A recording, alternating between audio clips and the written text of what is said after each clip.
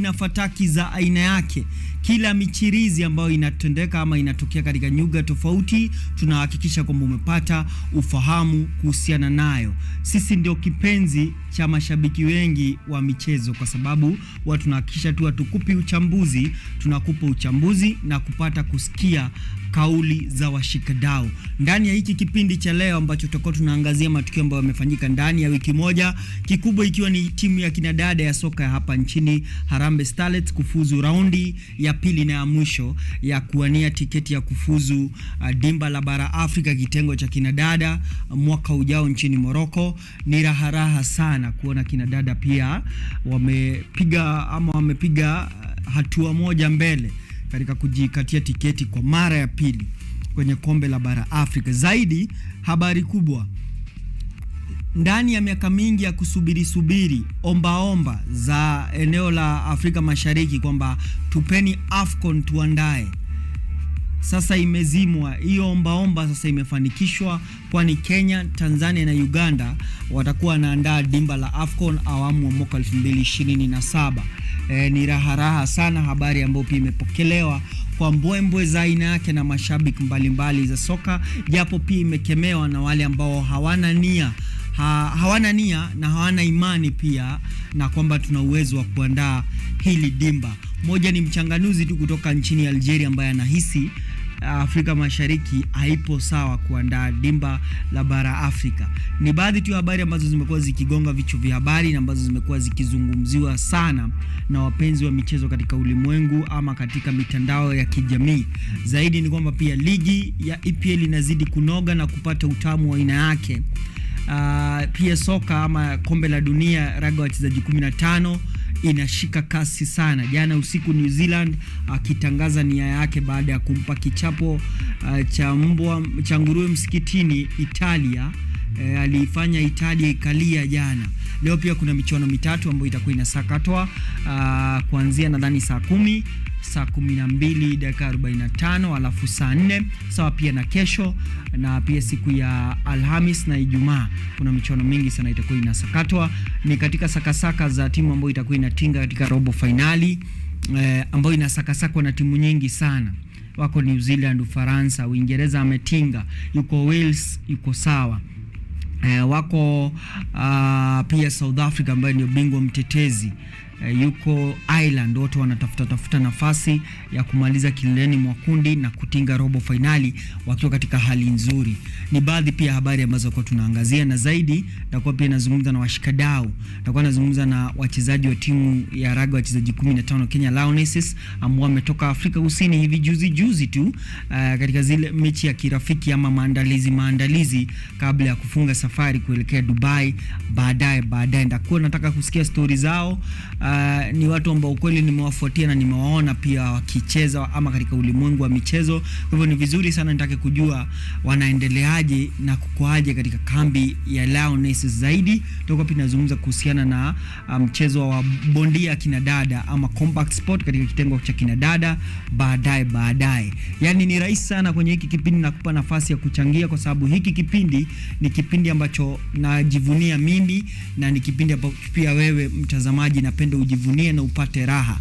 Unachangia kupitia kwa SMS line 0739 110 zaidi kwenye Twitter #KUTV on the spot @KUTV Kenya @Real Pinchez Auma Evans, alafu pia kwenye Facebook KUTV Kenya. Itakuwa maridadi sana.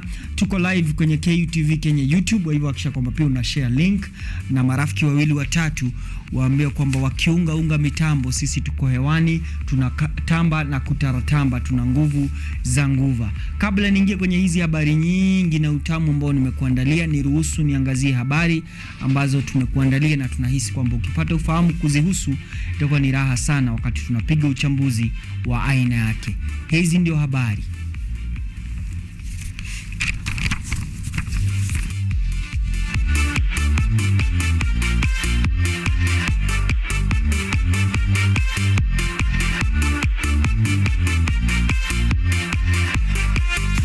Karibu tena kwenye kipindi cha KUTV on the spot. Hiki ni kitengo cha habari. Hapa ndio pia tuna flex uwezo wa kutumia lugha mbili ama zaidi. The long wait for East Africa to finally host the Africa Cup of Nations is finally over. This is after Kenya, Tanzania, and Uganda were awarded the hosting rights for the 2027 AFCON edition under the East Africa Pamoja bid. This announcement was made during the CAF executive meeting at the headquarters in Cairo that was chaired by CAF President Patrice Motsepe earlier this week. The East African nation beat Egypt, Senegal, and Botswana, with Algeria pulling out hours before the announcement. The 2025 hosting rights were awarded to Morocco.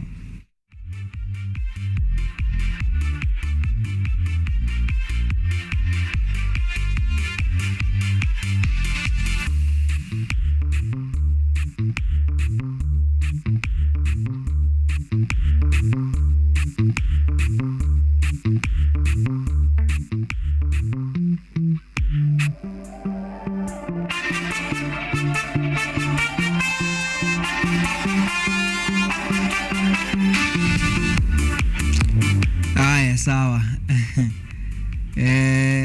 Imeleta raha sana hii na imewafanya wapenzi wa michezo kufurahi sana. Kumbuka Kenya iliwahi karibia. Kenya ndio taifa ambalo liliwahi karibia kuandaa AFCON mwaka 1996, 1996. Kuna wengi wanatazama hiki kipindi wako wamezaliwa. Kuna wengine hata wanauliza 1996 what happened. Sijui kama mwelekezi wangu ni mmoja wa hao watu. Lakini 1996 Kenya ilikuwa imepewa rights za kuandaa AFCON. Unfortunately, serikali ilishindwa kujituma na kuandaa nyuga na ikalazimu Afrika Kusini kupewa nafasi ya kuandaa AFCON baada ya sisi kushindwa. Then juzi 2017 tukapewa nafasi ya kuandaa CHAN, alafu ikatulemea tena na tukanyang'anywa. Sasa ni nafasi hii yetu sisi wa Kenya, wa Tanzania na Waganda kutangaza kwamba Afrika Mashariki pia inaweza.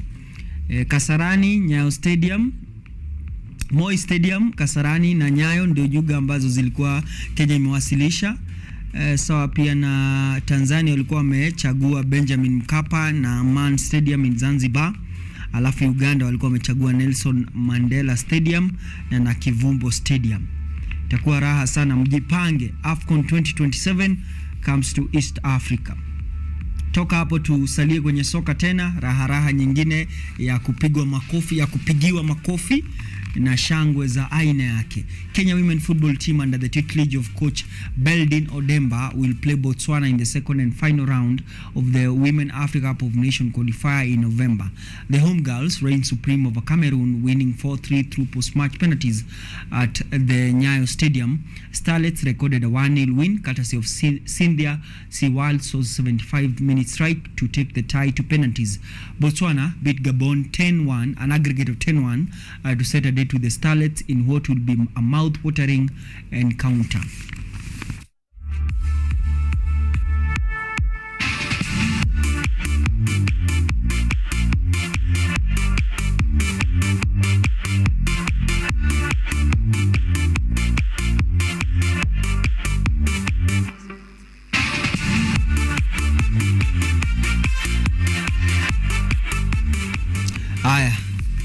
Hongera sana Starlets, coach Beldin na kikosi kizima, kazi nzuri.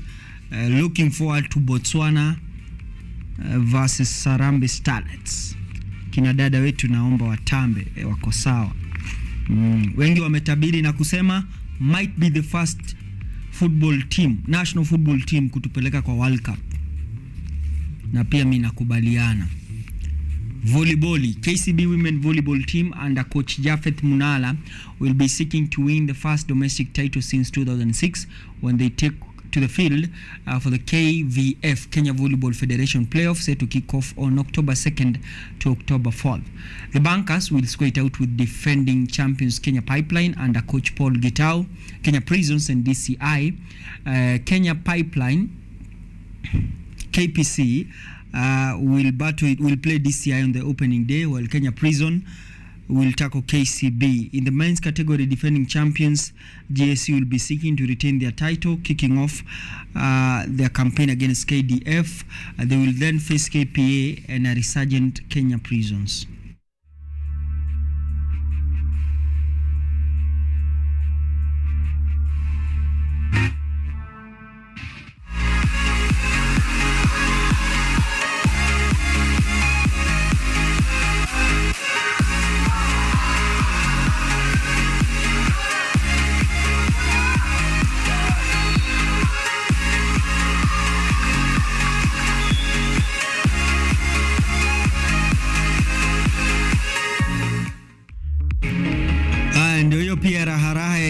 yake, jipange pange, hakikisha kwamba unapanga kwenda Kasarani Indoor Arena. Huwa ni raha sana kutazama volleyball. Mara nyingi huwa alipishi, kwa hivyo ni shughuli nzuri sana ya wewe ambao unapenda volleyball ama unapenda tu kushabikia mambo ya michezo. Kasarani itakuwa na raha yake kuanzia tarehe 2, that is on Monday, alafu ikamilike hapo. Jaribu uende. Volleyball inakuanga tu very exciting. Tuingie kwenye FKF Premier League ambao kuna michuano itakuwa inasakatwa leo. Mchuano ambao umeanza lisali moja iliyopita ni mchuano wa Sofapaka dhidi ya City Stars. Sofapaka akiwa yuko nyumbani. Kenya Police anamenyana na Bidco United. Mchuano wa saa 9 leo. Kenya Police akijaribu kutoka ama kuandikisha alama 3 baada ya kutoka sare na AFC Leopard. Kumbuka pia Kenya Police atakuwa leo ndio mechi ya kwanza chini ya kocha mpya Zlatko Logarusic ambaye zamani ameifunza Gor Mahia na ameifunza pia AFC Leopard. Amerejea akifunza Kenya Police ambao kweli wako very ambitious, wanatafuta wanasaka taji la ligi kuu. Nzoia Sugar ni mwenyeji wa Murang'a Seal. Mchuano pia wa saa 9 leo. Alafu mchuano wa kufunga uthia wa leo saa 9 dakika 15, 3:15 Karibangi Sharks akimkaribisha Posta Rangers. Kesho Jumapili kutakuwa na mchuano wa saa 9, Gor Mahia akiwa mwenyeji wa KCB. Bandari sakate na Kakamega Homeboyz ugani Mbaraki saa 9. Alafu AFC Leopard Ingwe itakuwa inamkaribisha Shabana pale Ulinzi Sports Complex.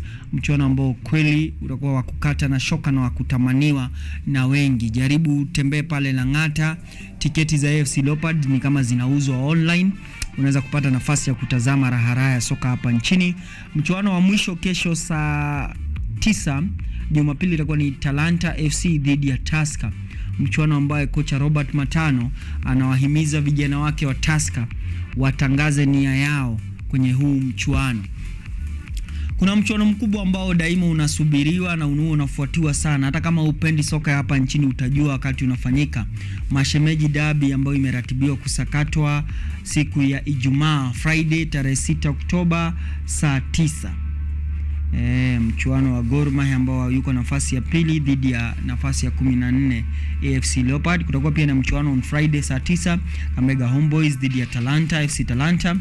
Alafu Posta Rangers dhidi ya Nzoia, Posta Rangers akiwa mwenyeji, Tusker akiwa anakaribisha Shabana. Alafu Murang'a Seal akiwa mwenyeji wa Sofapaka pale St Sebastian Park.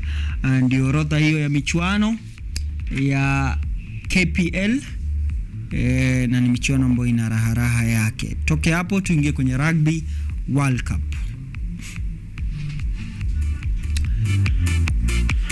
New Zealand stated their intention after dismantling Italy. 3 matches yesterday. 3 matches are scheduled for today and 3 for Sunday.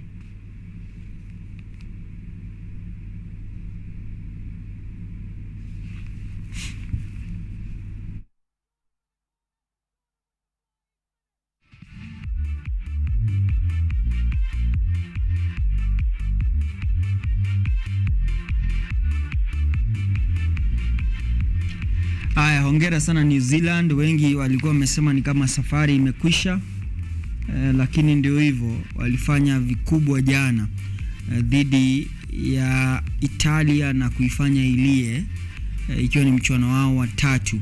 Leo kuna michuano pia ya Rugby World Cup ambayo itakuwa inaendelea. Saa 10 kuna mchuano wa Argentina akisakata dhidi ya Chile. Ni mchuano ambao uko na historia yake. This will be the first match in Rugby World Cup ambayo itakuwa na 2 opponents, South American opponent watakuwa napatana. Haijai kufanyika, ndio inafanyika kwa mara ya kwanza kwenye historia ya raga ya wachezaji 15 duniani. Fiji atakuwa pia na sakata dhidi ya Georgia. Baadaye pia leo saa 4 usiku itakuwa ni Scotland dhidi ya Romania. Kama ni mwekezaji Argentina, Fiji, Scotland. Kesho Jumapili itakuwa pia kuna michuano mitatu. Kutakuwa na mchuano wa kufungua kazi utakuwa ni mchuano wa Australia dhidi ya Portugal, mchuano ambao utasakatwa saa 1 kasorobo ama 6:45, Australia dhidi ya Portugal.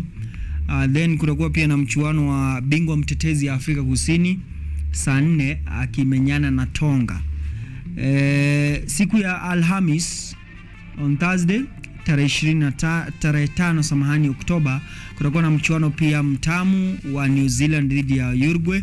New Zealand akisaka ushindi na kutinga robo finali. Alafu siku ya ini Alhamis, sasa Ijumaa, kutakuwa pia na mchuano wa Ufaransa mwenyeji dhidi ya Italia. Italia inahitaji kushinda ndio kufuzu. Ufaransa sidhani atataka kupoteza nyumbani. Ndio michuano ya wiki hii ya Rugby World Cup. Tuangalie nani ambaye yako wapi, amesimama wapi na ana nafasi labda za kutinga robo finali. Kwenye kundi A yuko Ufaransa mwenyeji anaongoza. Yuko New Zealand katika nafasi ya pili, Italia katika nafasi ya 3, Uruguay katika nafasi ya 4 na Namibia anafuta mkia. Ina maana hadi kufikia sasa Ufaransa na New Zealand wameingia robo, lakini bado mchuano mmoja. Sidhani kuna mengi yatabadilika. Italia amefuzu kombe la dunia mwaka 2027 kwa kama atamaliza katika nafasi ya 3. Kundi B yuko Ireland anaongoza kileleni pia mwa dunia. Nafasi ya pili bingwa mtetezi South Africa, hapa pia sidhani kutabadilika sana. Nafasi ya 3 yuko Scotland, nafasi ya 4 Tonga, nafasi ya 5 yuko Romania. Kundi cha yuko Wales anaongoza, tayari ametinga robo finali Wales.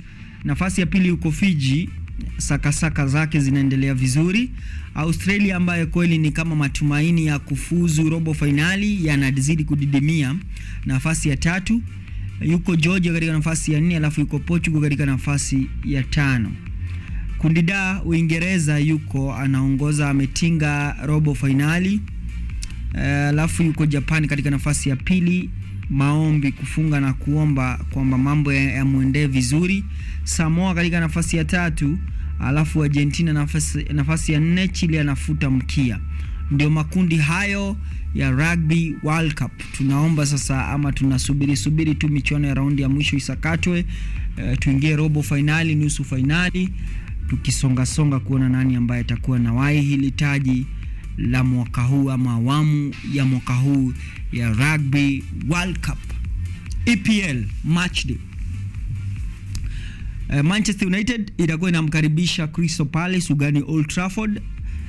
Kama unatazama kwenye runinga yako kupata hizi ratiba za mchuano ambao ni wa mapema saa 8:30 in the next 10 minutes, Aston Villa dhidi ya Brighton ugani Villa Park.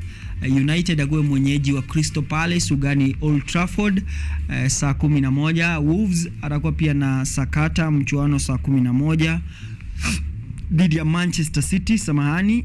Alafu Newcastle United atakuwa mwenyeji wa Burnley ugani St James Park saa 11. Saa 11 pia itakuwa ni zamu ya Bournemouth kujaribu kuwazima Arsenal ugani Vitality. West Ham United atakuwa namkaribisha Sheffield United ugani London saa 11 pia. Mchuano pia mwingine wa saa 11 ni Everton dhidi ya Luton Town ugani Goodison. Alafu saa 1:30 itakuwa ni zamu ya Tottenham kumkaribisha Liverpool ugani Tottenham Stadium. Hapa kutakuwa na mbwembwe za aina yake. Kesho Jumapili, siku ya kuwakemea mashetani, kumkemea shetani, ni zamu ya Nottingham Forest kumkaribisha Brentford msituni saa 10. Alafu saa 4 kinachofanyika kila weekendi ambacho tunajua kitafanyika, hata umuulize mtoto mchanga wa miaka 2, mwaka 1, nini kitafanyika kesho, anajua kuna vitu mbili zitapigwa, sherehe na Chelsea. Saa 4 Fulham anamkaribisha Chelsea ugani Craven Cottage. Huu ni mchuano ambao Chelsea hawahitaji kutumia basi, wakitembea watafika kwa sababu is a very short distance, lakini kupigwa nayo watapigwa. Kuna kitu kwa maisha inasemekananga, hakuna kitu kizuri kama kujikubali. Sasa wana Chelsea, I think it's time mujikubali. Kupigwa nayo mtapigwa. It doesn't matter mnacheza na nani, mtapigwa. Hizo ndio habari ambazo tumeweza kukuandalia. Kwenye swali la siku, kitu ambacho kimeoana na hizi habari ambazo nimekutangazia ni kuhusiana na kuandaa dimba la AFCON mwaka 2027 ambao ni zamu ya East Africa, Kenya, Uganda, Tanzania. Sasa swali kubwa ambalo watu wengi wanajiuliza ni je, nani aandae finali? Who should host the final of the 2027 AFCON? Kenya mnanyuga, Nairobi mtaweza, Kampala tosha, ama Dar es Salaam? Ndio swali la siku. Which country should host the AFCON 2027 final? Changia kwenye hili swali la siku tupate kuzungumza kuhusiana na hii pamoja. Bid SMS 0739110544, KUTV @KUTV Kenya kwenye Twitter, KUTV on the spot, #RealPinches, alafu tuko live kwenye YouTube KUTV Kenya. Niruhusu nipumzike alafu narejea na wageni ambao kweli watakuwa natupa story nzima kuhusiana na raga ya kina dada, kujaribu tu kutuelimisha kuhusiana na mipango ya Kenya Lionesses na hali iko vipi. Usiende mbali, hii ni KUTV on the spot na rejea.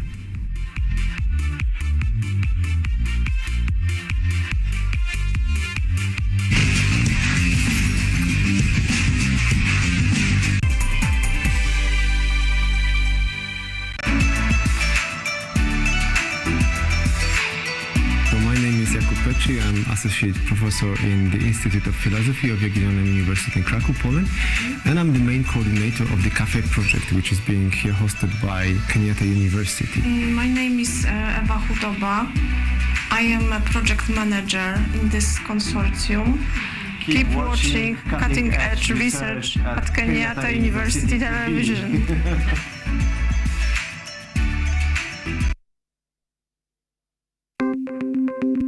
Maelfu na maelfu ya wahamiaji wakiwa na watoto kutoka nchi za Amerika ya Kati wanaendelea kuwasili kwenye mpaka kati ya Marekani na Mexico. But folks, I'm going. Thank you very, very much. I appreciate it. Thank you.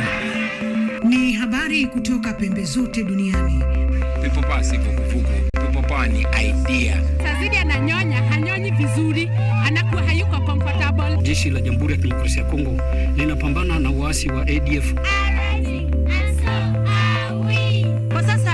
Wito kwa mashirika, makampuni na vile vituo vya uchukuzi. Mambo mengi yatakwenda kama yalivyopangwa. Hapa ni kuna mmoja wa viongozi wa chama cha wavuvi katika eneo hili. Zaidi tunajaribu kuwapa chanjo ili ina boost ama inanyanyua kinga ya mwili, ndio inaenda kupelekea kupambana na virusi. Ni duniani leo, Jumatatu mpaka Ijumaa, moja kwa moja kutoka VOA Swahili, Washington DC.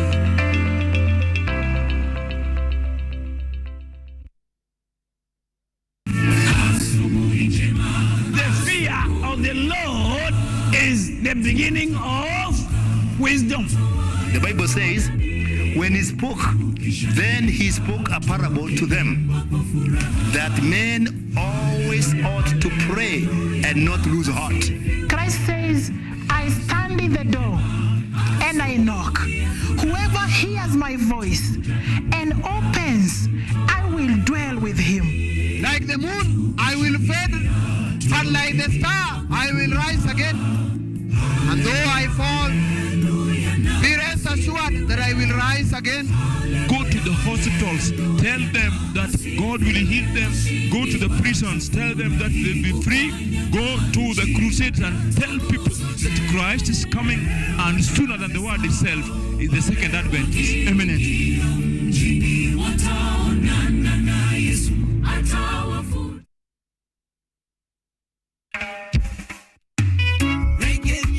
You know, reggae music wasn't the most popular music in my neighborhood growing up. And I discovered it on the radio, and from the first moment, just couldn't stop listening. Many people express themselves through music. Music is a freedom of expression. We want the music to reach the people. They see me smile, but they don't know what I feel inside. Traffic on I bring from the beginning. I gave you my heart, right from the start. Don't break it, sorry. I gave you my heart.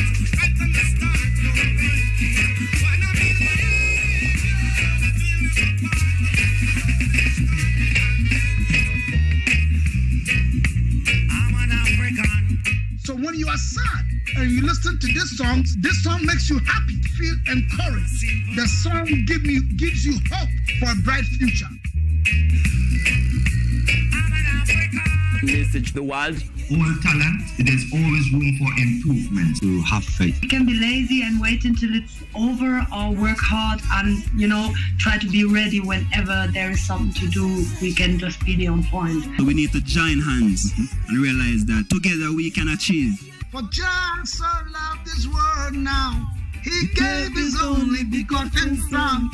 Whosoever will believeth in him should not perish but live. God did not send his Son to come feel condemn this world, but through him this world might be saved. Oh my children, hear me now.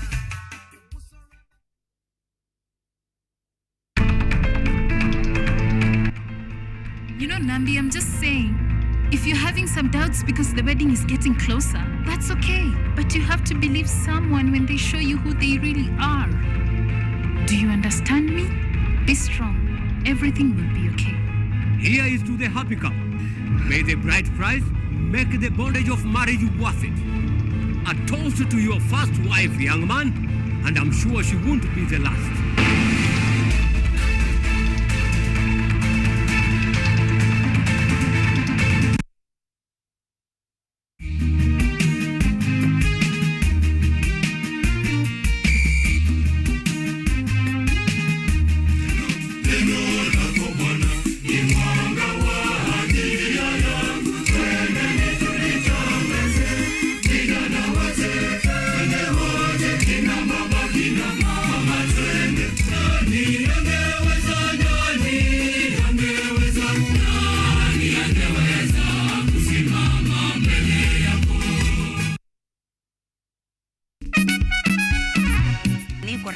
Niko huku Uswahilini, yani katika jamii pana ya Mijikenda. Leo nitakuwa nimetangamana na wazee wa Gonda. Tutakuwa tunatangamana moja kwa moja wakifanya densi zao ambazo ni za kukata na shoka.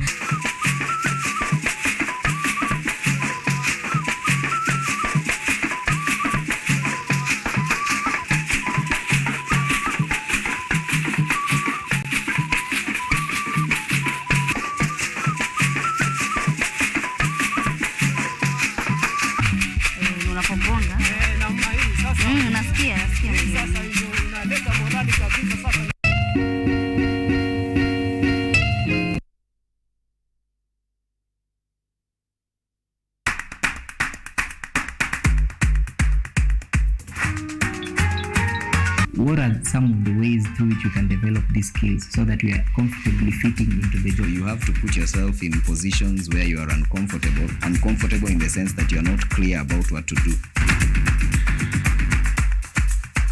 Because I used to work a corporate job before.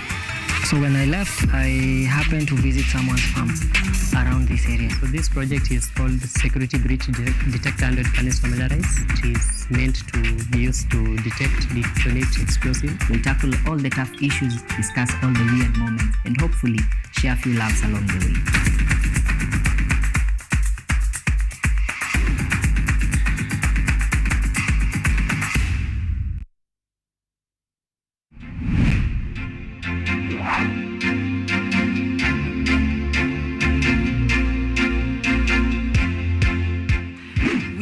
Seeing the impacts of climate change.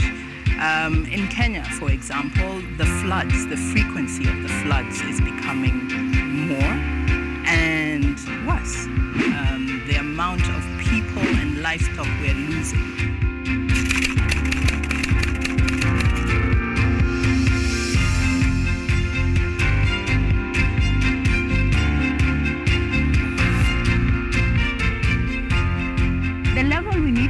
Is a level where the normal mwananchi and also the government stakeholders can uptake these solutions. Those small acts multiplied by millions of us will help make a difference in the world at the end of the day. It's just a slight behavior change that we need, and you'll find that it serves us a bit more than you put in.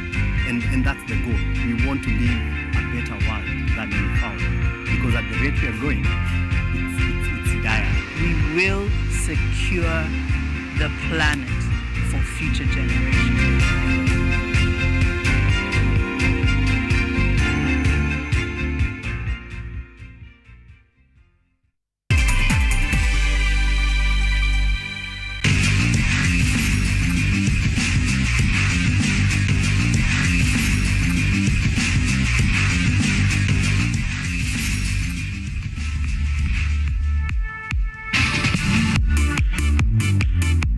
Naam, inakuwa ni raha sana. Tumerejea ndani ya kipindi KUTV on the spot tukiwa na nguvu za nguva.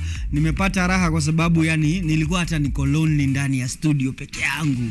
Sasa nimepata binti ambao kweli tutakuwa tunapiga story now in the next say 30 plus minutes kuhusiana na safari yao katika ulingo wa raga, makubwa ambayo wamefanikisha na changamoto ambazo wamepitia. Ni vizuri tupate kusikia story za wachezaji. Tuzisikie tu huko from zinaitangwa grapevine. Hearsay. Sasa unapata kusikia stories za mtu kuhusiana na alianza wapi, mafanikio ambao wameweza kufanikisha na zaidi safari yao na Kenya Lionesses ambao kweli wamekuwa kijinoa makali nchini Afrika Kusini na wanazidi kujinoa makali kabla ya kusafiri Dubai kushiriki michuano ya dunia ama W15s. Hao ni 3 lakini sasa kuna 1 2 hivi. Akina dada mmoja ambaye nimemjua kwa kipindi, shabiki sugu sana wa Chelsea, japo sijui kama alibadilisha. Najua pia timu yako inaweza pigwa sana mpaka uone sasa uachane nayo. Alafu nafurahi kwa sababu pia ameniletea mgeni na ni watu ambao wanacheza the same position. So in rugby it's very interesting. Watu wanachezanga, watu wana behavingi kwa kulingana na position zao. So hapa itakuwa very interesting kwa sababu niko na second rows. In rugby circles they are supposed to be the tallest players ama hebu nitaconfirm hiyo na wale ambao wanaifahamu zaidi ama ambao wamekuwa mkifuatilia. Karibuni sana kwenye kipindi. Naomi na Faith. Faith nadhani ndio mara ya kwanza tunapata kuzungumza. Ule ni story yake sababu hata the last time nikimuona hakuwa mchezaji wa raga. Sijui hiyo transition ilifanyikaje ama ni kwa sababu goalkeeper anashika sana akaamua pia aende acheze mchezo ambao unashikwa sana. Mko aje? Poa, tuko poa. Happy. Very happy. Kwa kujitambulisha labda kwa mtu ambaye anatazama kipindi kwa mara ya kwanza ama ambaye anawaona kwenye KUTV kwa mara ya kwanza, tukianza labda na Faith, jitambulishe wewe nani, jina lako na labda klabu ambayo unachezea. Kwa majina naitwa Faith Livoi, nachezea Mwamba FC. Nilicheza rugby nikiwa mdogo, nilianza nikiwa 9 years. 2015 ndo niliacha juu ya shule. So nikarudi 2022 huko November nikacheza Kenya Cup. So nikaitwa call up match. Tulicheza Kenya Cup ndio nikaitwa match ndio nikajoin Kenya team. Yes. Kumaanisha unachezea timu gani? Ndio watu wajue timu yako. Wachana Kenya team, sasa club unachezea club. Mwamba FC. Mwamba, yes. Pia kina dada wanaitangwa klabu ama hapo na klabu. Aya, Naomi, kujitambulisha tu na safari yako. Wewe najua kwanza si mgeni KU. Mimi si mgeni hapa. Kwa majina ni Naomi Jelagat. Nilianza rugby 2021 but in the start sikuwa nachezanga rugby. Nilikuwa nachezanga football. Nilikuwa goalkeeper wa KU for the 4 years nilikuwa shule. Then venye nilimaliza, coach wangu wa football akaniambia nijaribu kucheza rugby, inaweza nifungulia njia. Ngoja, kwa ni nini aliona? Kwa sababu miaka 4 ulikuwa school team, uende goalkeeper. Kwa nini aliona akakwambia wewe enda tu ujaribu rugby? Aliona niko na hiyo mwili, hiyo physique, akaniambia nikiweza work on maybe skills za rugby inaweza kuwa easy. Juu already nilikuwa na hii catching skills from goalkeeping. By coach wako wa football ni nani? Ni confirm. Anaitwa Carolina Joey. Okay. Sawa. I hope she is watching. Joey ndio alikwambia enda kwa rugby. Yeah. Love your game. I think in simpler terms, nyinyi wote naona game ilikuwa wewe umesema yako ni mtu alikuambia uende ujaribu, but before ulikuwa unajaribu kucheza ama ilikuwa tu unaiangalia tu? At first it was a fun. Nilikuwa na watchingi games za rugby ya men, ilikuwa inaikuanga hapo kwa pitch ya KU. Yes. So hapo hivi nikaanza polepole nikaanza kuchezea mademo. Walikuwa wakiniita game ya university, maybe on a weekend naenda nacheza. Naambiwa tu bora ball pass nyuma usipende. So nilikuwa nafanya hivyo tu. Kina Isabella mlikuwa mnacheza nao ama walikuwa transition sasa kucoach? Isabella alikuwa anacheza hiyo time. Ilikuwa kitambo but but mlikuwa mnaambiwa bora upass nyuma. Hiyo ndio ilikuwa drill. Kumbe hiyo ndio ilimaliza Black Babes. Ni hivyo. So Faith, I think wewe, not many people wanaanza kucheza rugby wakiwa young. Kwa sababu until now rugby is a popular sport now, but growing up, for example mimi, haikuwa that popular sport na haikuwa available sana unless ulienda shule inacheza rugby, ulikuwa unaishi karibu na uwanja wa rugby. That's the only way ulikuwa introduced kwa rugby. Wewe umesema ulijua ukiwa 9. Kwani wewe umegrow hapo wapi? Rugby place na tunaishi, rugby kulikuwa na field, tulikuwa tunaenda kuwatch football. So hiyo field tukiwatch football, kuna coaches walikuwa nakuja wakaanzisha rugby. So kuanzisha rugby, mimi ndo nilikuwa demo wa kwanza kujoin hiyo team. Nilikuwa na join, sielewi kitu inaendelea, mimi nashika tu ball na kimbia. Unaambiwa tushika ball, kimbia. Unashika tu ball na kimbia, juju kupass, unapass mbele, unapass nyuma. Hapo nilianza nikiwa 9 years, tukacheza Comras na coach Mary, alini coach 2012 to 2015 ndo nikaamua kuacha rugby.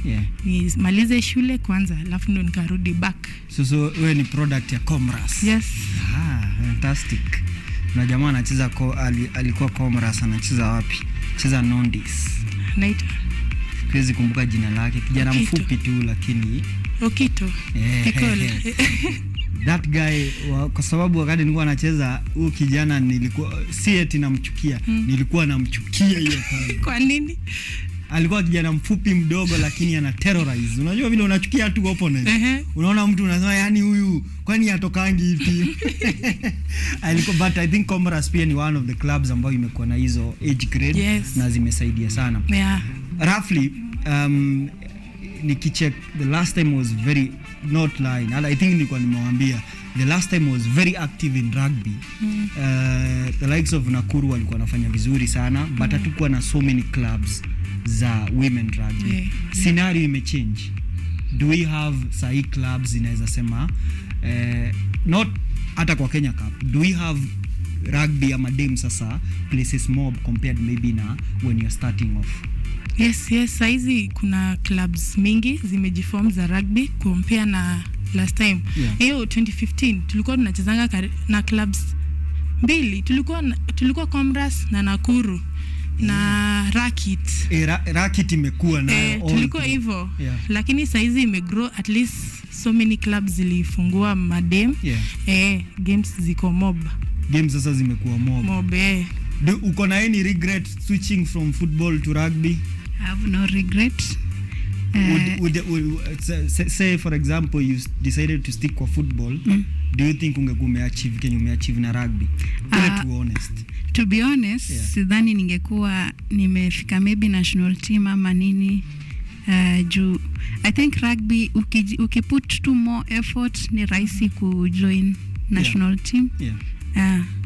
Kwa football si easy vile, lazima ukuwe umejulikana alafu uko na skills kabisa. Hiyo nayo huwezi jifunza. Either unajua. Hiyo kama unajua ama hujui, rugby unaweza learn. Watu wengi pia. But rugby unaweza learn.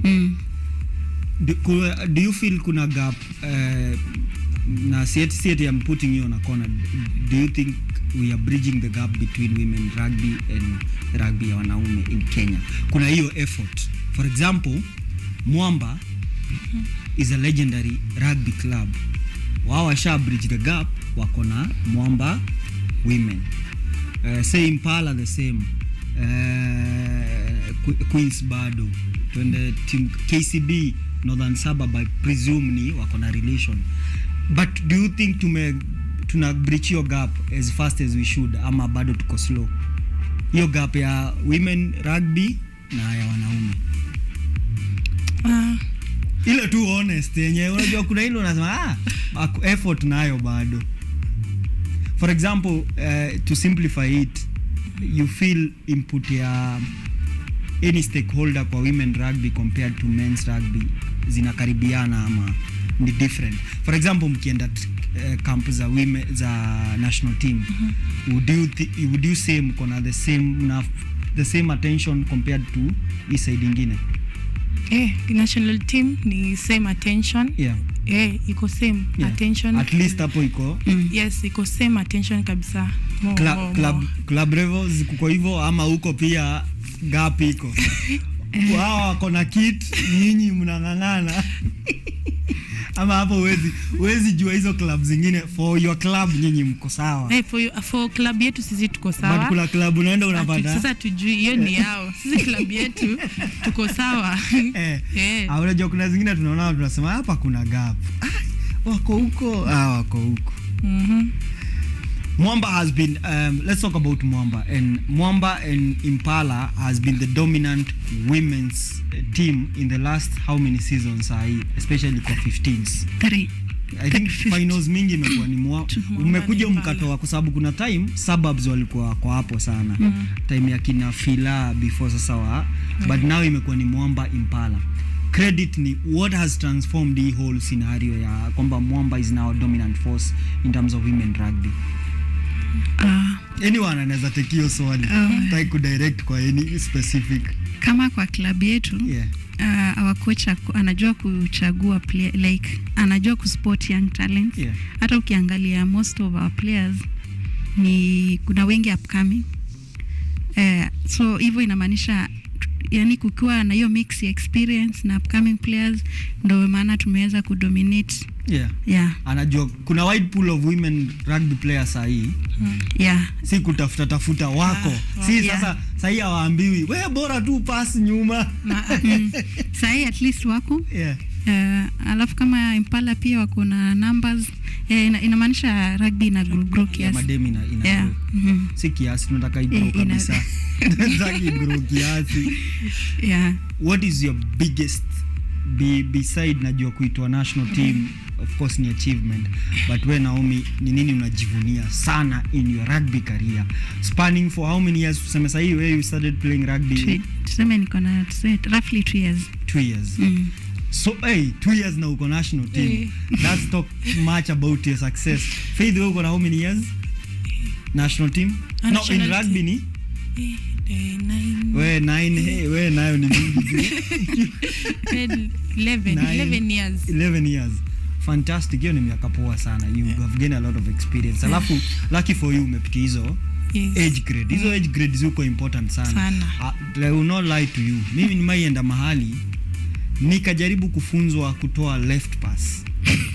I gave up. Unaona mpaka ile ball inakuanga mzito. Mpaka hiyo natumia. Niambia huyo coach, mimi ni mtu mkubwa.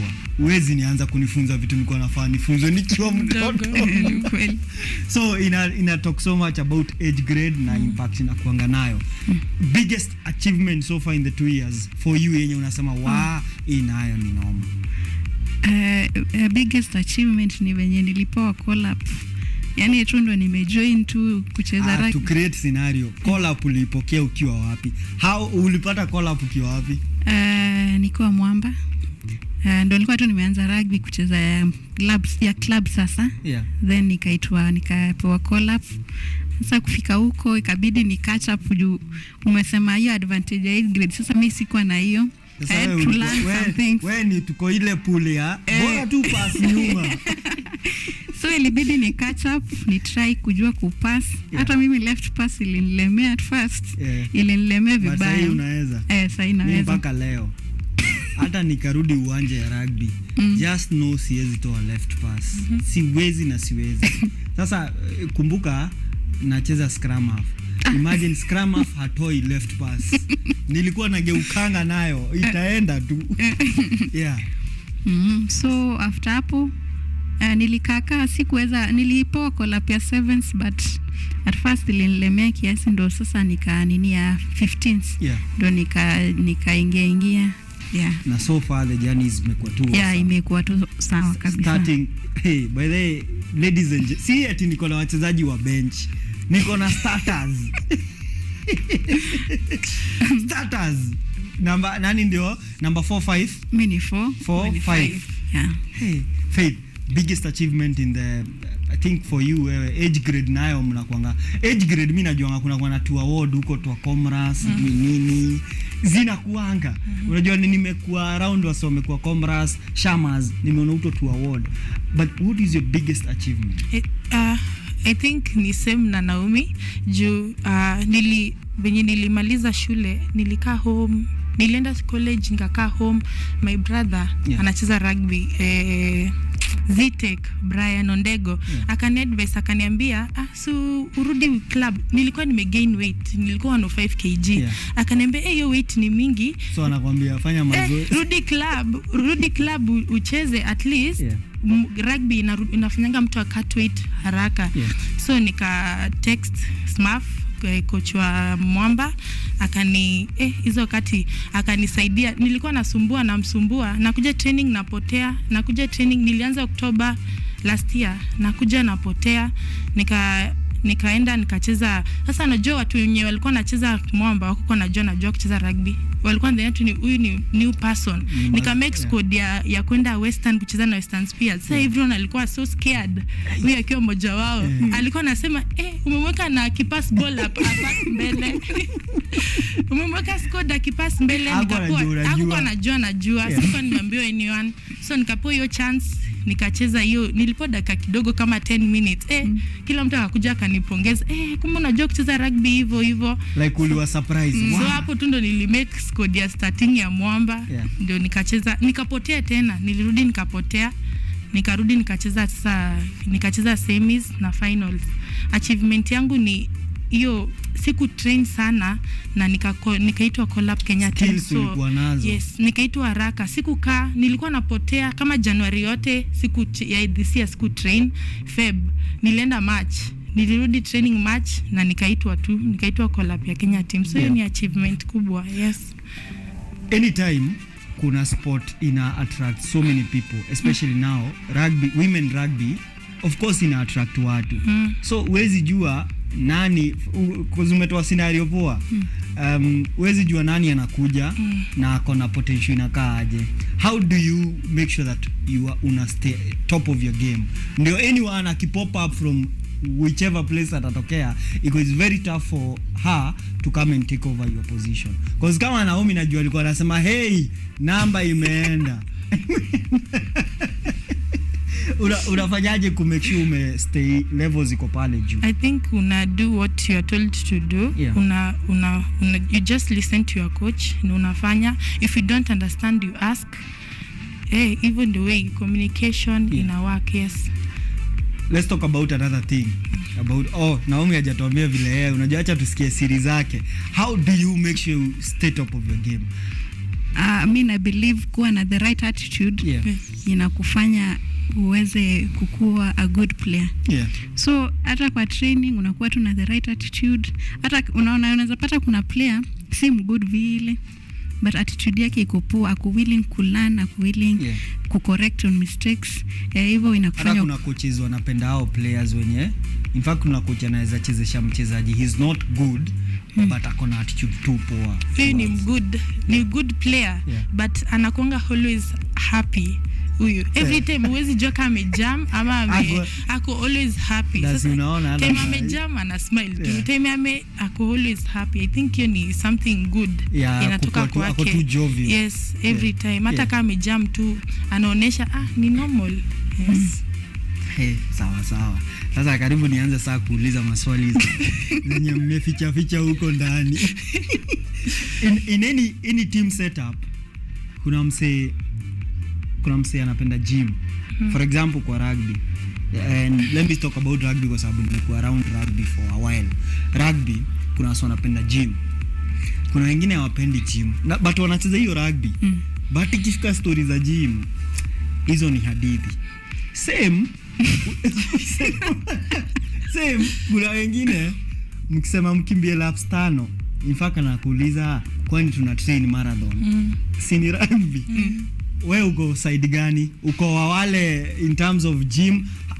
Naomi, how would you rate in a percentage, 10 being the highest na 1 being the lowest? Huyu na gym ako around 8 hapo. Kwa field pia kwa 8 hapo.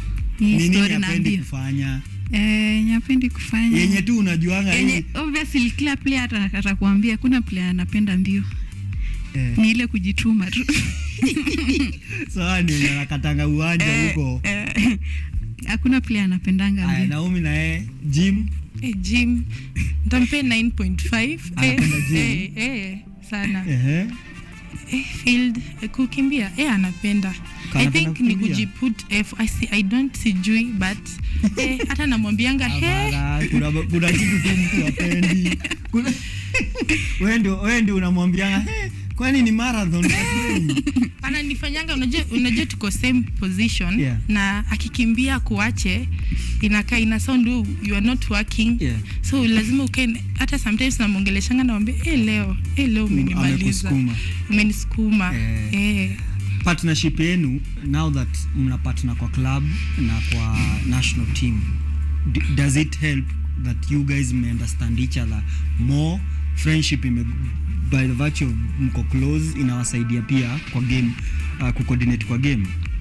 Yes, inakuwa ni kama added advantage. Ni added sana juu anani understand na mu-understand. Alafu unajua weakness, anajua weakness. Tunaelewana. Ashakwambia mazi hapa tumeisha leo. Ashakwambia unajua kuna zile siri unaambia mtu hapa kwanza unamwambia we leo ni kuwork. Amekwambia who was that opponent mwenye alikwambia hapa ni kazi? Unajua kuna opponent tu unawekeanga unasema unaambia partner wako hapa nayo ni kazi. But unajua 15th game ni ngumu.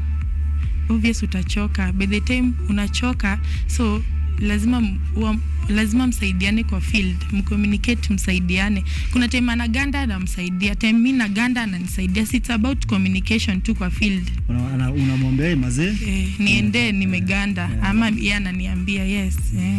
Kwa rugby inakuanga but sasa pia kuna wenye wanachekanga. Kuna wale wase amjai kwa timu yenu hakuna mtu anachekanga kitu kikuhapenia as much as your teammates. Anacheka. Hiyo kucheka obviously inakuanga but after utamcheka sasa hiyo. Hawa ni hao ndio watu sipendi. Obviously mtu anacheka tu ukigandishwa huko. Obviously hata ukipigwa stool unaganda hapo. Watu wanakucheka baadaye but si sasa hiyo. But rugby ni fun. Yaani after game sasa mnaambia lakini leo umegandishwa. Pre-game ritual. What's your pre-game ritual? What do you do before a game? Before a game? Like that one special thing you have to do it. For example, when I used to play rugby, lazima ningeenda choo minutes before game, whichever way. Labda mtu mwingine labda anze, kama sijaenda choo mimi siwezi anza game. Pre-ritual, yani ni kitu tu unafanyanga. To breathe in and out. Hiyo ndio pre-ritual yako. Lazima juu, unajua every game mtu anakuwa na butterflies. Haiko sangi. So, lazima uitoe ukiingia field, lazima before uingie field una breathe in, breathe out. Yes. Pre-game ritual yako? Yangu napenda kusikiza music. Wewe tu ni usikize music, hata ufikirie mambo ya opponent. Obviously nitafikiria but najiambianga nikiwa na butterflies inamaanisha adrenaline inafanya kazi, so najua nitawaka. But kama nimetulia tu asi feel anything, ni ngumu hata uperform kwa game. Juu yani uko umerelax. So hizo butterflies najiambianga ni normal. Ni normal tu ndo niweze kuperform. Faith, who is your biggest fan? Nani, like what keeps you going? Nini ukusukuma? Mimi najua rugby doesn't pay well in Kenya. If uko lucky kukua club inalipa, doesn't pay well.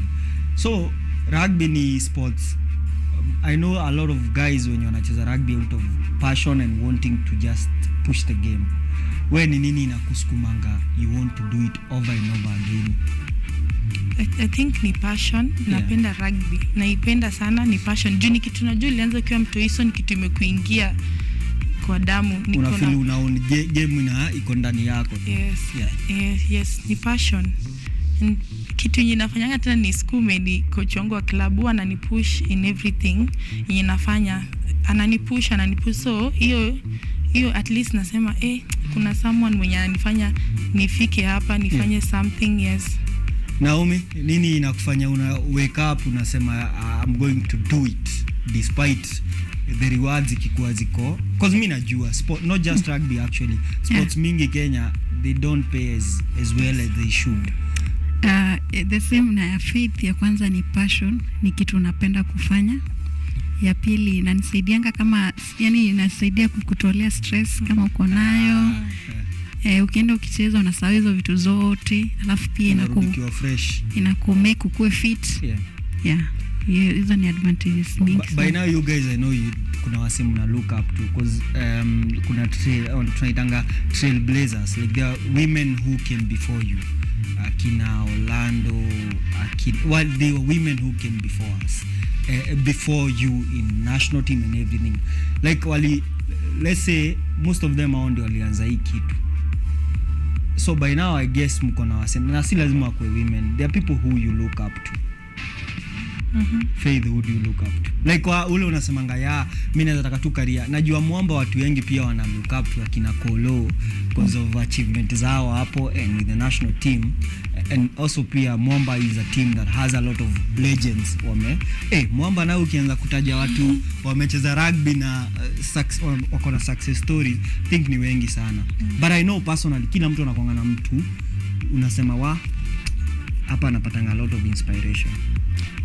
Me napata a lot of inspiration from Max Muniafu. Ana USIU ali retire kitambo sana. Alikuwa anacheza rugby. Napata from Yeju. Inspire a lot, na hata amekuwa kwa part of my life. Yes, a lot. So amekufunza so much. A lot. Amenisaidia a lot in life paka until now. Amekufunza the ways of the game. Yes, sana. Naomi, yangu ni alikuwa teammate, but ako Japan sahi, anaitwa Shebesh. Ukiona venye like nime realize through rugby inaweza kufungulia many doors. Hiyo ni one of them, na pia nani Fila pia after rugby unaona amepata job ako Dubai ama UAE. Ana coach huko, unaona like so inaonyesha kuna potential, like unaweza cheza hii game na uomoke. Sasa si hakika mingi akina Shebesho na kamingi sana ma stories za Japan, especially now that kwanza mko camp wanaambia vile rugby iko different huko. You guys mmekuwa South Africa juzi for test matches, ama kujipima nguvu. For someone who doesn't understand rugby much, can you tell us in very simple words the difference between rugby yetu na say South Africa? Because mimi najua mnarushanga macho, mnaona yenyewe kuna ka difference. Na there is a reason pia mlienda South Africa na si Uganda, si kwa ubaya, lakini there is a reason mlienda huko. Is because the rugby wako way ahead, so there is so much to learn from them. Ni nini wewe uliona huko ukasema Mungu tutafika? Sasa kama huko Kenya athletic na kwa imekuwa mbele huko, sasa ni rugby ndio iko juu everywhere unaenda tu ni rugby, so hiyo ndio ukaona maze priority huku ni rugby. Ni rugby, like those guys breathe and eat rugby. Ni rugby. Kuna ma academy, kuna nini and everything. Naomi, wewe nini huko pia wameinvest kwa stadiums, infrastructure ziko stadiums ziko gani, maground mingi. Alafu pia wana market rugby sana. Everywhere unaenda unapata billboards na nini yao players wa Springboks. So wame advance sana, alafu wenye tu wanajikari kwa tu sana. But hopefully pia sisi tu, that's the journey tunaweza fika hapo. By the same mwamba mna training wapi for anyone who would want to be kuja hata kuona piga zoezi anyway. Juu kutoka railways mambo yake iishe. Sasa ni ngumu sana ku keep up to tabs with mwamba. Ni ngumu kujua wana train wapi. Wajua kitambo, by the way, funny, growing up most of us wished we could, I don't know about so, but I know watu wengi tulikuwa tunawish tu kuchezea mwamba because I remember mimi nikigrow up ama when I was nikiwa kwa rugby nikicheza rugby, the people tulikuwa tunaona hiyo time ni akina Kolo, Kayange, Horace Otieno. Watu ndio walikuwa hiyo time ndio wanasema mwamba. So mwamba used to be as much as alikuwa anashinda at 15 titles and everything, but by the virtue wachezaji wao mwamba used to make a very big contributor many players kwa national team. Ilikuwa inatufanya tuone mazee the way is only mwamba.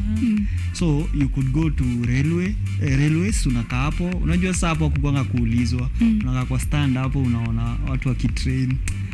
Una wish tu unasema yeah. But back to training now that uwanja ilibomolewa. So mwamba siku hizi training iko wapi? Tuna trainia public service iko ile side ya Kenyatta Hosina hapo. Yes, hapo. Okay. Yeah. Lakini games RFU ama mnatafuta? Yes. RFU ni fixed ama ni mnaweza cheza anywhere Impala? Tunaweza cheza Impala ama hapo ama hata West, yani ina depend na fixture. Fixture kama mnacheza away match, kama ni mnacheza kama ni home wanajua we acha nisianze kuguzia serikali. Unajua nakumbuka ukikaa hivyo alafu kumbuke mahali huu uwanja ilikuwa hiyo kitu ilijengwa hapo ifanyangi kazi. Unashangaa what is the plan. So what do you want to achieve with this game? Nini unatakanga kuachieve?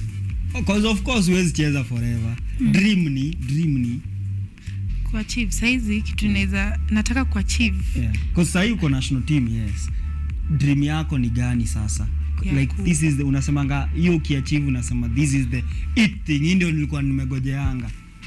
I think to play kwa another country. Hiyo ndio kitu nataka ni achieve na wako need at least milango hata ishafunguliwa. Sasa ni easy. Amen. Kucheza kwa another country hiyo ndio kitu ni target yangu. Achieve hiyo by the time niko na reasons lakini yes hiyo ndio achievement yangu nataka ni achieve tu. Hiyo ndio kitu na wako. I hope one of the reasons si ukienda. No hapana. Ikenya na watu wanapitia shida. Watu wanaomba tu chance. Anasema nitoke tu kurudi ndio mtafuta. Naomi dream ni yangu ni najua rugby, through rugby unapatana na watu wengi.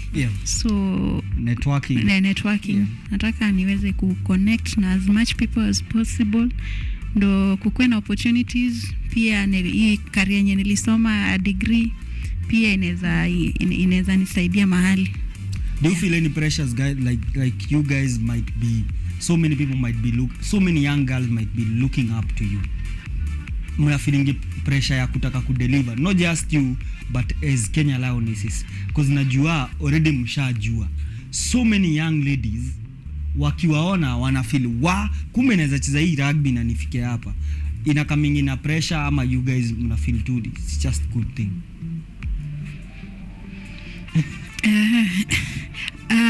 Najua sisi tukiachieve, I think we can even start from the friends around. Kuna wase wako around nyinyi. Probably out of 10 of your friends probably uko na wawili wana feeling they want to join the game. Na wana feel wewe ndio. Unajua msee anasemanga kama Naomi alimake, mbona mimi nilemewe? Kuna una feeling kama na a bit of pressure. Mi Kenya nataka personally like through sisi wenye tuko sahi tukiachieve something tutakuwa tunafungulia au wengine pia milango.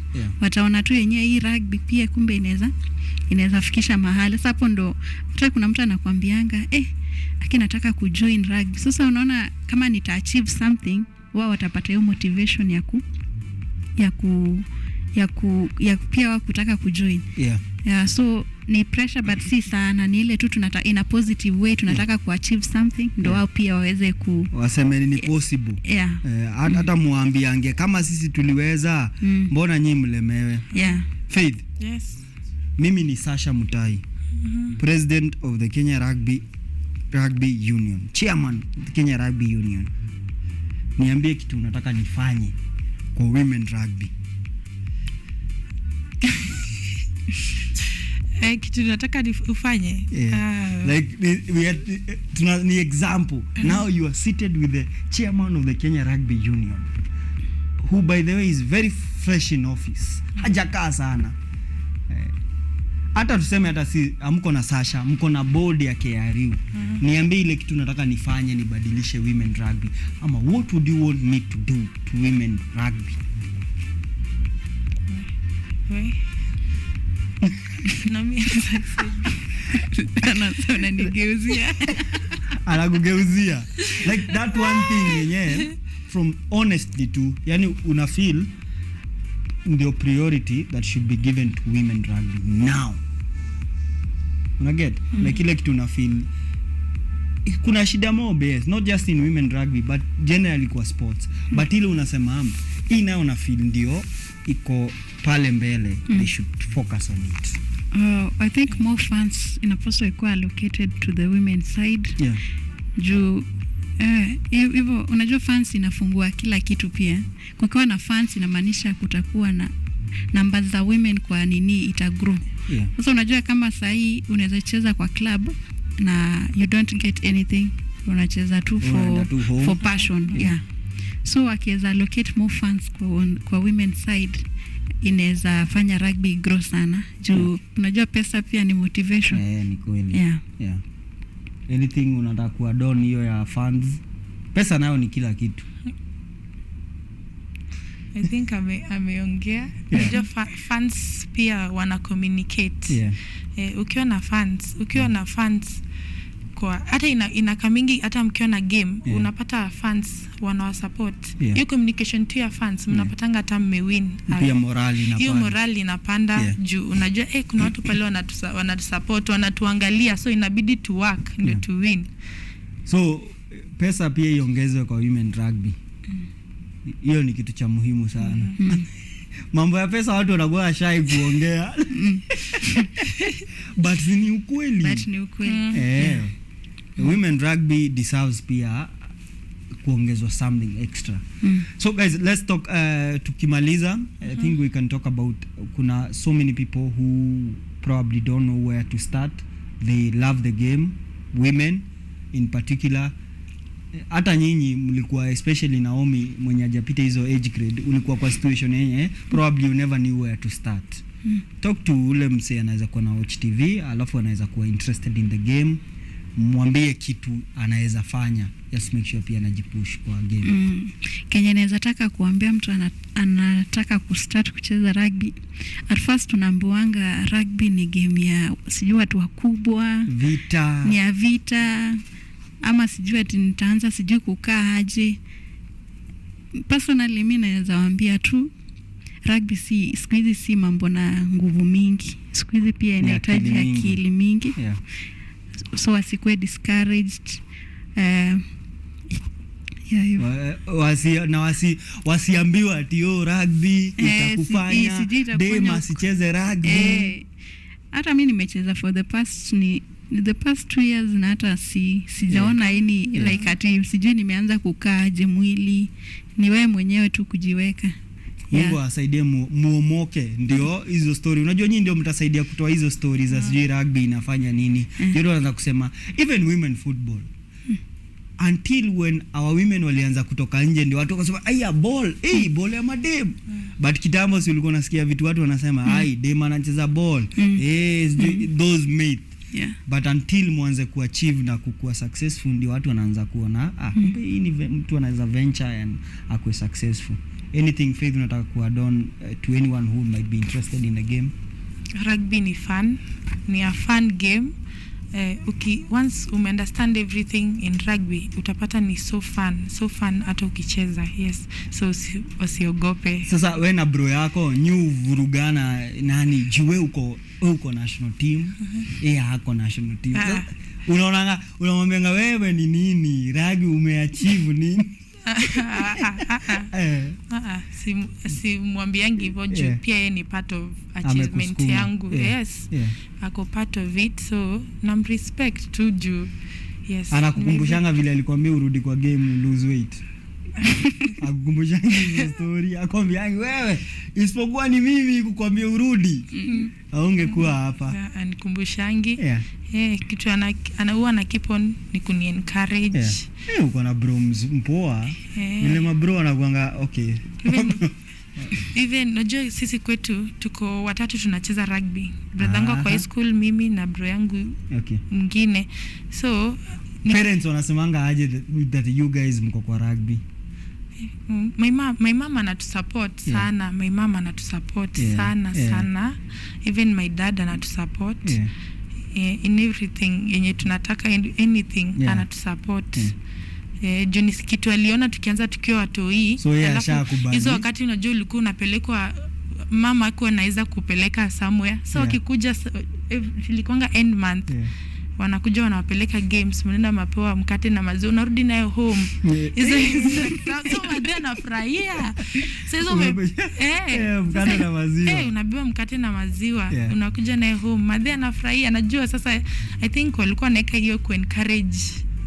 Sijui ni ku encourage, unajua mtu ana imagine naenda trip alafu nakula maziwa na mkate na home.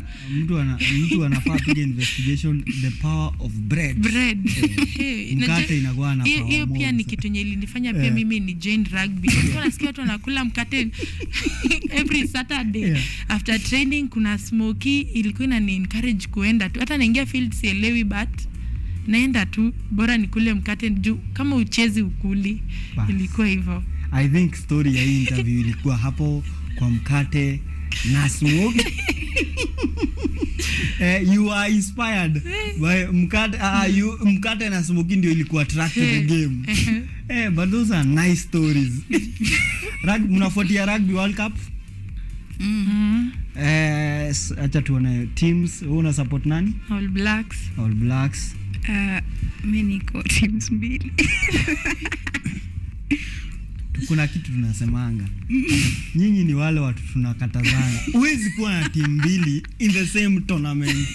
Ati ndio wanasemanga ati hii kitolewa hadi sasa backup. Ama World Cup unasikia ati hii ni ya Afrika. Hii sasa ni ya Afrika ni no. Kama ziko the same competition, just choose one. Hebu tusikie hizi mbili, France na New Zealand na Fiji ni juu. Kumbe unajua Fiji itatoka. So timu yake ni New Zealand. Fiji wanajituma sana. Au si ati unawashabiki, you just love them but you are not supporting them. What you're supporting is a team that you know can win. Where do you think Fiji can win the 15th Rugby World Cup? You never know. Inaweza. Hakuna. You never know. One thing I've learned with 15th Rugby, hii haina kubahatisha. Hii haina kubahatisha. Who thought Italy ingepigwa 90 na New Zealand? To be honest, nani alifikiria? Hakuna. So, Fiji, wacha nikwambie the teams that hizo surprises watu wanagojea waende watafute football, but rugby 15s, in fact hizo surprises labda upate 7s, but 15s ni ngumu.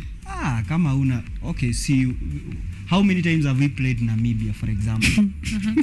As Kenya si wanatunyorosha World Cup wanafanyanga aje huko na wameenda World Cups ngapi?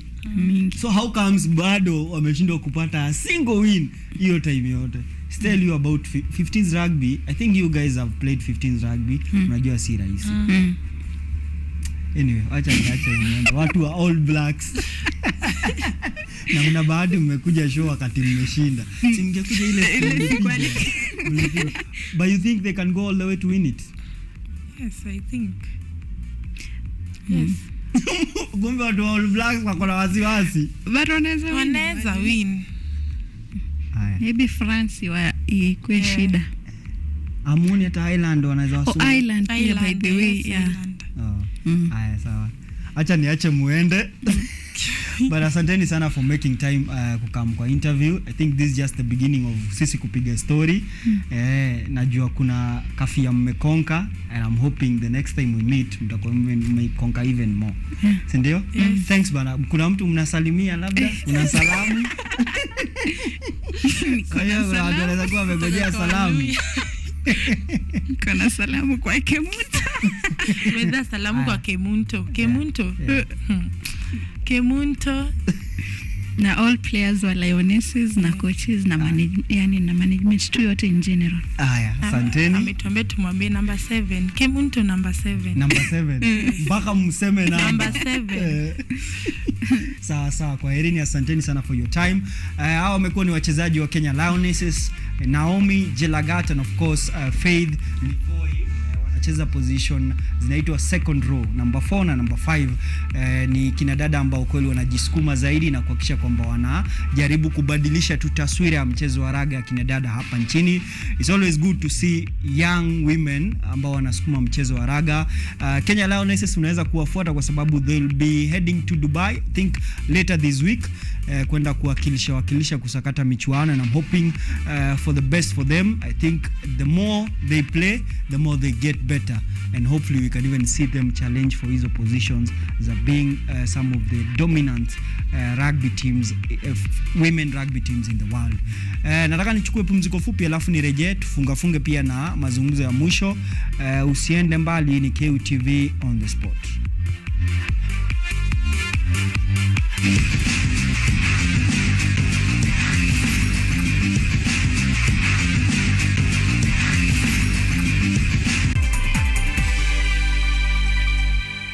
Are you an aspiring media practitioner, a graduate, or you just want to advance your skills in television production? Then welcome to Kenyatta University, where education meets innovation. KUTV, the premier university television station in Kenya, is now offering short courses in TV studio, field technical operations, and video editing. Through these courses, you will acquire hands-on skills on camera operations, media production, lighting techniques, audio-visual editing, and sound and visual control, and how to operate key equipment in modern TV control room. Enroll today at KUTV and discover your full potential in cutting-edge TV broadcasting. Graduates of these courses will receive professional certificates. For more information, visit our offices at KUTV Studios or call us on 020-870-4252 or 020-870-4255 or SMS us on 0739-110-544. KUTV, a new experience.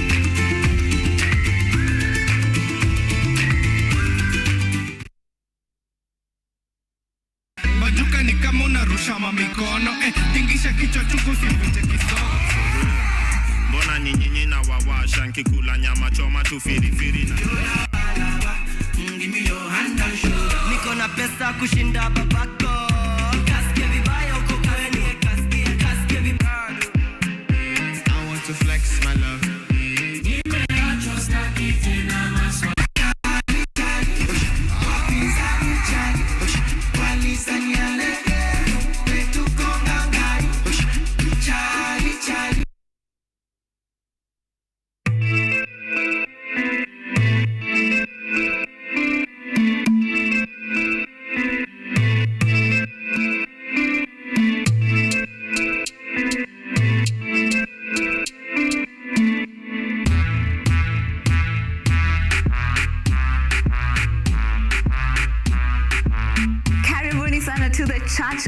I'm your host, Esther Becky. And my name is DJ Terrell. We start you off with a word of prayer and get you started with a live transformational worship experience. And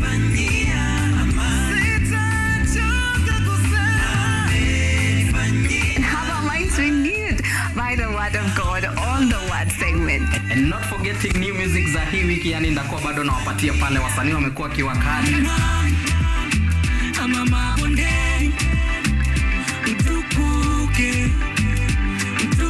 So make sure manzo umetune in because zitakuwa zina flow pia pale mixes kwa wingi, yani zitakuwa zina come through, and pia performance yani from our gospel artist hapa on Gospel Art from 7 to 10 a.m. only on KUTV.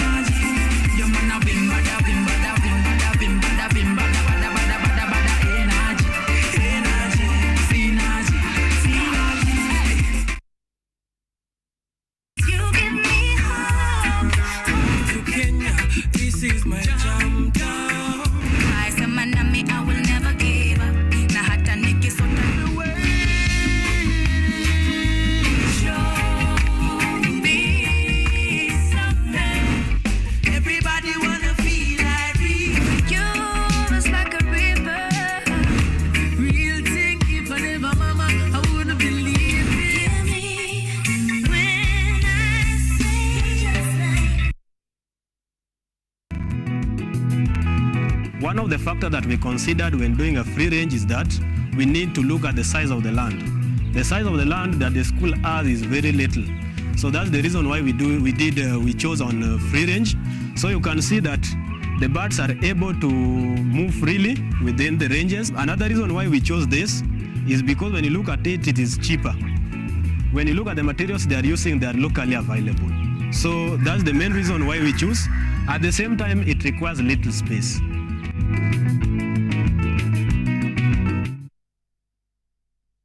Technology, science, innovation, ICT and research. These are the ingredients upon which the solutions to the 21st century problems are founded. In a world that is rapidly changing, it's all hands on deck to ensure a balance in all fields of life.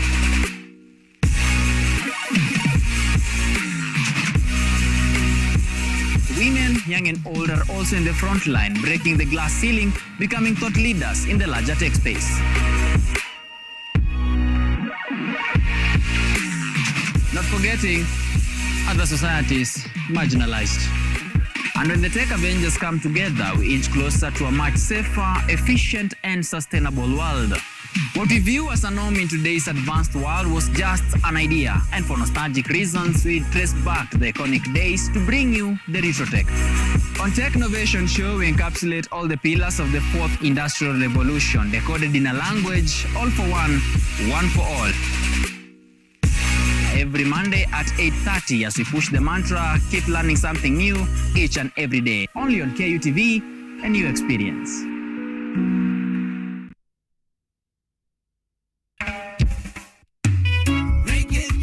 You know, reggae music wasn't the most popular music in my neighborhood growing up. And I discovered it on the radio, and from the first moment, just couldn't stop listening. Many people express themselves through music. Music is a freedom of expression. We want the music to reach the people. They see me smile, but they don't know what I feel inside. Traffic all I bring from the beginning. I gave you my heart, right from the start. Don't break it. Sorry. I gave you my heart, right from the start. Don't break it. Wanna believe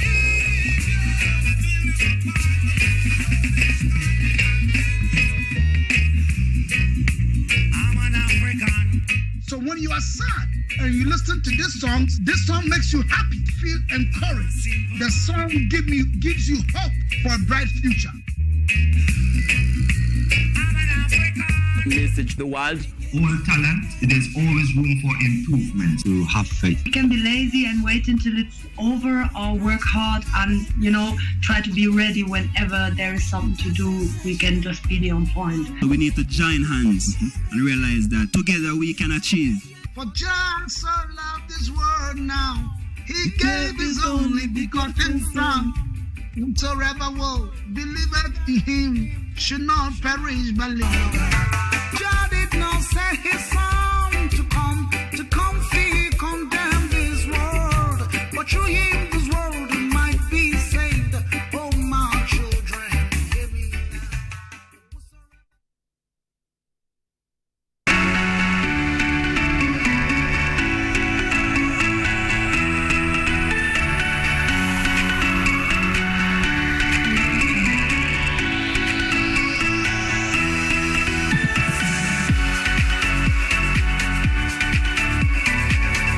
Get ready to kickstart your day with the most exciting morning show around.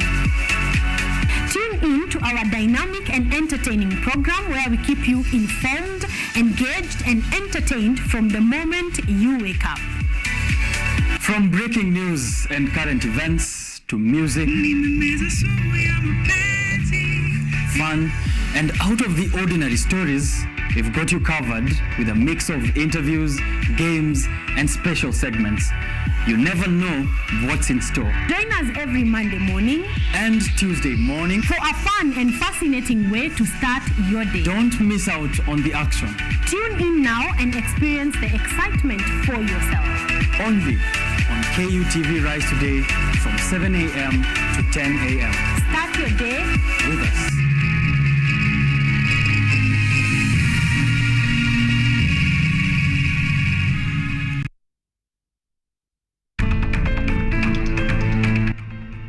You know, Nambi, I'm just saying, if you're having some doubts because the wedding is getting closer, that's okay. But you have to believe someone when they show you who they really are. Do you understand me? Be strong. Everything will be okay. Here is to the happy couple.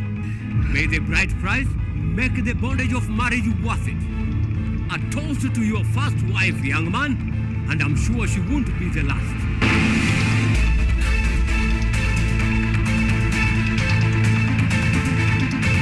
Technology, science, innovation, ICT, and research. These are the ingredients upon which the solutions to the 21st century problems are founded. In a world that is rapidly changing, it's all hands on deck to ensure a balance in all fields of life.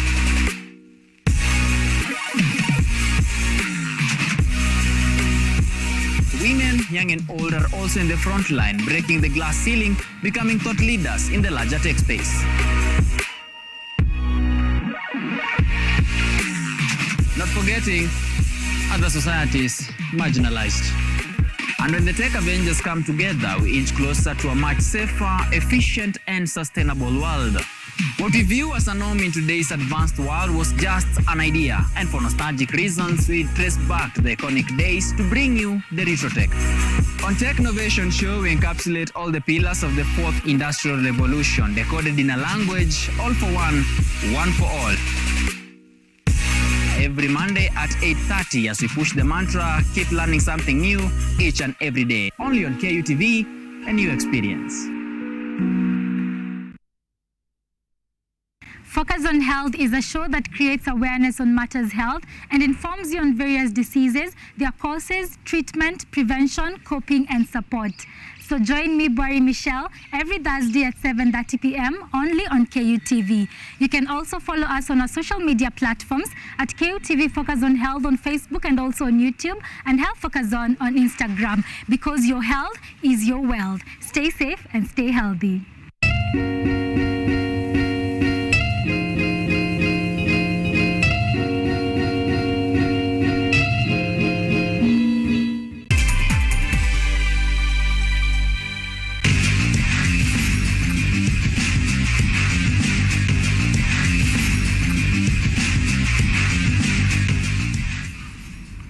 Alright, welcome back, and now this is the second segment and the discussion. Of course, it will be all about extreme combat sport, and with me, I'm glad to be joined by one coach and of course a fighter, and I'll give them this opportunity to actually introduce themselves, and I'll begin with you, coach. Thank you so much for making time. Thank you. Kindly you'll introduce yourself and give us your title. My name is Cecilia Mora. I'm the women's head coach of WKF. and I'm a former heavyweight champion. All right. Yeah. Okay. And you? My name is Milka Kanchi. I'm a fighter for World Kickboxing Federation Kenya, and I'm 14 years old. All right. 14 years old? Yeah. Wow.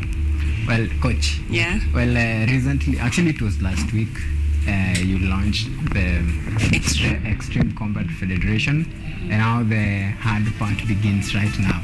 Of course, I want you to take us through the journey before now we begin our main topic of the discussion that will be based on this particular new sport here. So how has the journey been? I remember I've seen you in many occasions, you know, being at the forefront. The seminars and all that, yeah.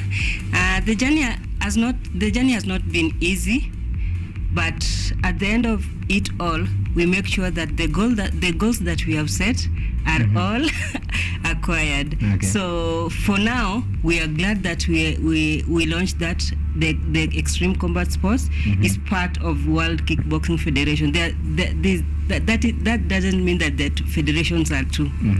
World Kickboxing Federation is for the whole world, but Kenya Extreme Combat Sports is for the Kenyans. Okay. Yeah. So our motto sana is to guide sana the ladies to join kickboxing, to show them show them discipline and all the self defenses that we can give them. All right. Yeah. And now talking about guiding ladies, and of course we have one here. Mitongea na Kiswahili kidogo. Like umesema wewe ni 14 years old. Well, wewe like you know, fighting, ni nini actually ilikumotivate kuona like sasa hii ndio the right time to join? So like since nikuwe like 4 years old, like tukiwa home tu hivyo na mabrothers wangu, tunaona tu mzee yako hapo hivyo anagonga target, tunasema wa pia mimi nataka kuwa hivyo, alafu bado tuna watch hizo movie za kina Bruce Lee, kina Jackie Chan, kina Jet Li, unasema we pia mimi nifanye kitu, pia mimi nifike hapo nikuwe kwa movie. Okay. But sasa ndo tukasikia like hapo hivyo ukiwa hivi 5 years old unaanza kusikia like guy dad ni coach, mnaanza kufunza like hiyo taekwondo, kickboxing, because I started with taekwondo, then ndo nikafika hivi kickboxing. All right. Yeah. So your dad is a coach? No. Like he's a coach and he's still the president of World Kickboxing Kenya and Kenya Extreme Combat Sports. Okay. So inspiration ilitoka from dad and the movies and ulikuwa na watch. Yes. Well, then coach, sasa hii part sasa ya kunurture the young talent. Yeah. Mostly ndo nimeona ni area yenye actually pay more emphasis on it. Yeah. Well, so far the progression, ukiona like now young talent of which are under the future of tomorrow, and being now invested in them, well, you know, the most important thing and many people actually wanna look onto. But sasa kumekuwa na notion like if you see a young girl like sasa kifight pale nje, kumekuwa na ile the gender gap. Yeah. So far mnaona on the pale streets, unaona hiyo hali ikoje as far as the gender as gap far is as concerned? The gender gap is concerned, sisi kama wana kickboxing tuko happy kwa sababu by now tuko na wanaume 200 fighters na wanawake 45. So you see kuna competition. When I was a fighter those years, there was no competition. Many of the ladies were afraid of the training, afraid of the workout, and afraid to go inside the ring. Ile ati anaogopa atagongwa nini and all that. But nowadays wameelimishwa. Na more si hata tunawaelimisha only kickboxing, also drugs, wachane na drugs and all that. Yeah. All right. Usema ni Kanchi. Yes. Well, Kanchi, wewe ukistep pale like of course ukistep on the ring, ama during one of the trainings, the thought of, you know, now being the extreme combat, like involve mangumi, mateke, haijai kustua kidogo ama unakonga always nganga? Inakwanga tu sawa, hiyo kitu hizi nishtua. Jordan nimeanza ku compete since niko hivi 6 years old. So at this I like it's part of my life. Okay. Well, coach, now nataka to transition to now another thing before sasa you take us through the technicalities, things that you can involve in this extreme combat sport.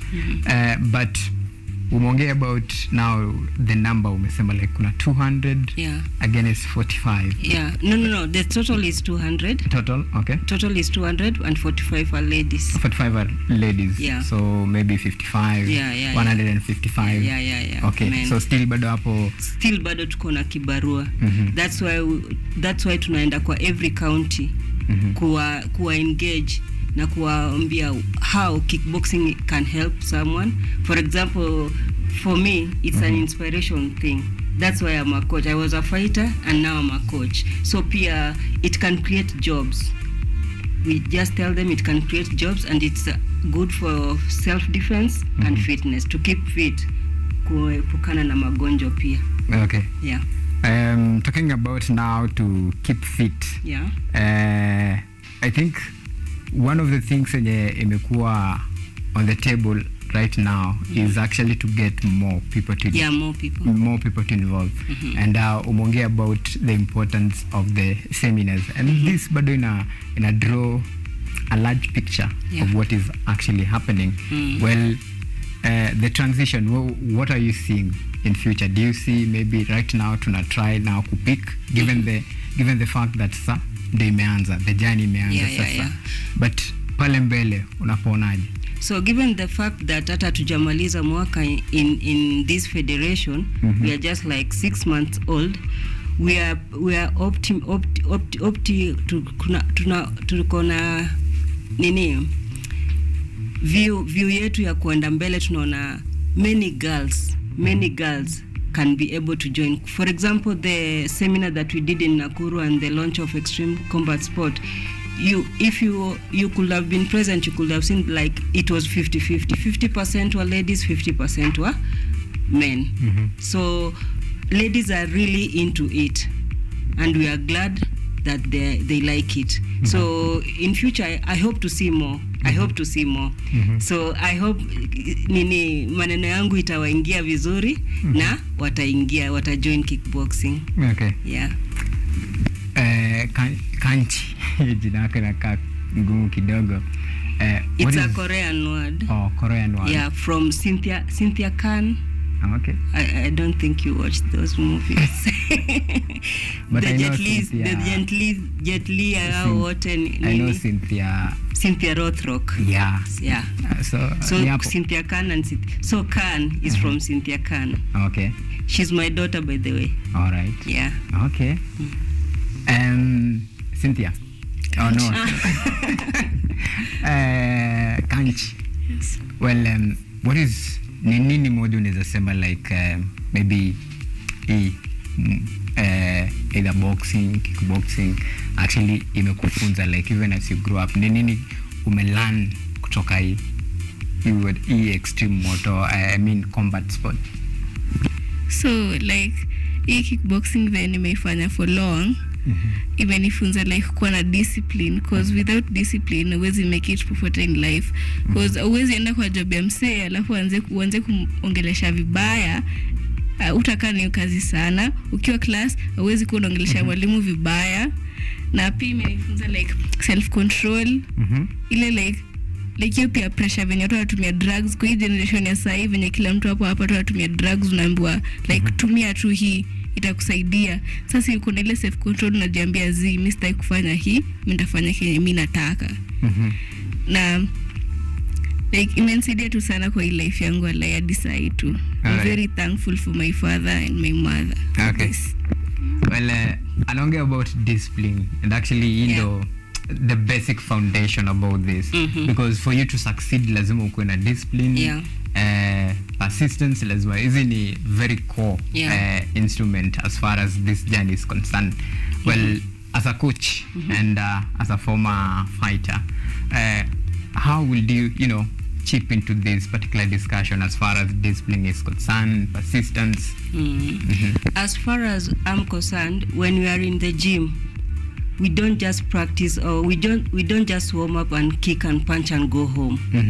We also have oral talks with the students, with the fighters, and even because WKF is also in primary schools and secondary schools and university, all institutions, we first do the oral thing and then we go into action then. So we instill discipline into them, perseverance, obedience, and also bado curriculum waifollow tu bado atuambie aje just stop your education and do your talent of kickboxing or Muay Thai or anything.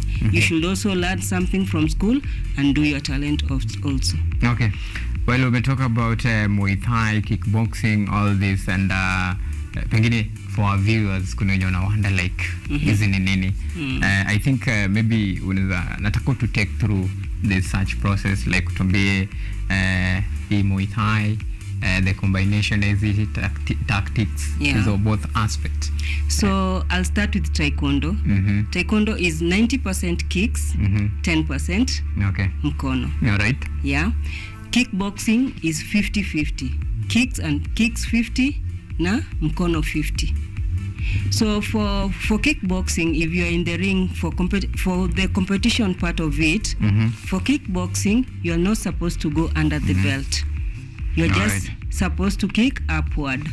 For Muay Thai, you add for kickboxing, Kanchi will demonstrate the kicks. For Muay Thai, we have knee strike, we have elbow strike, and we have the uppercuts and all that.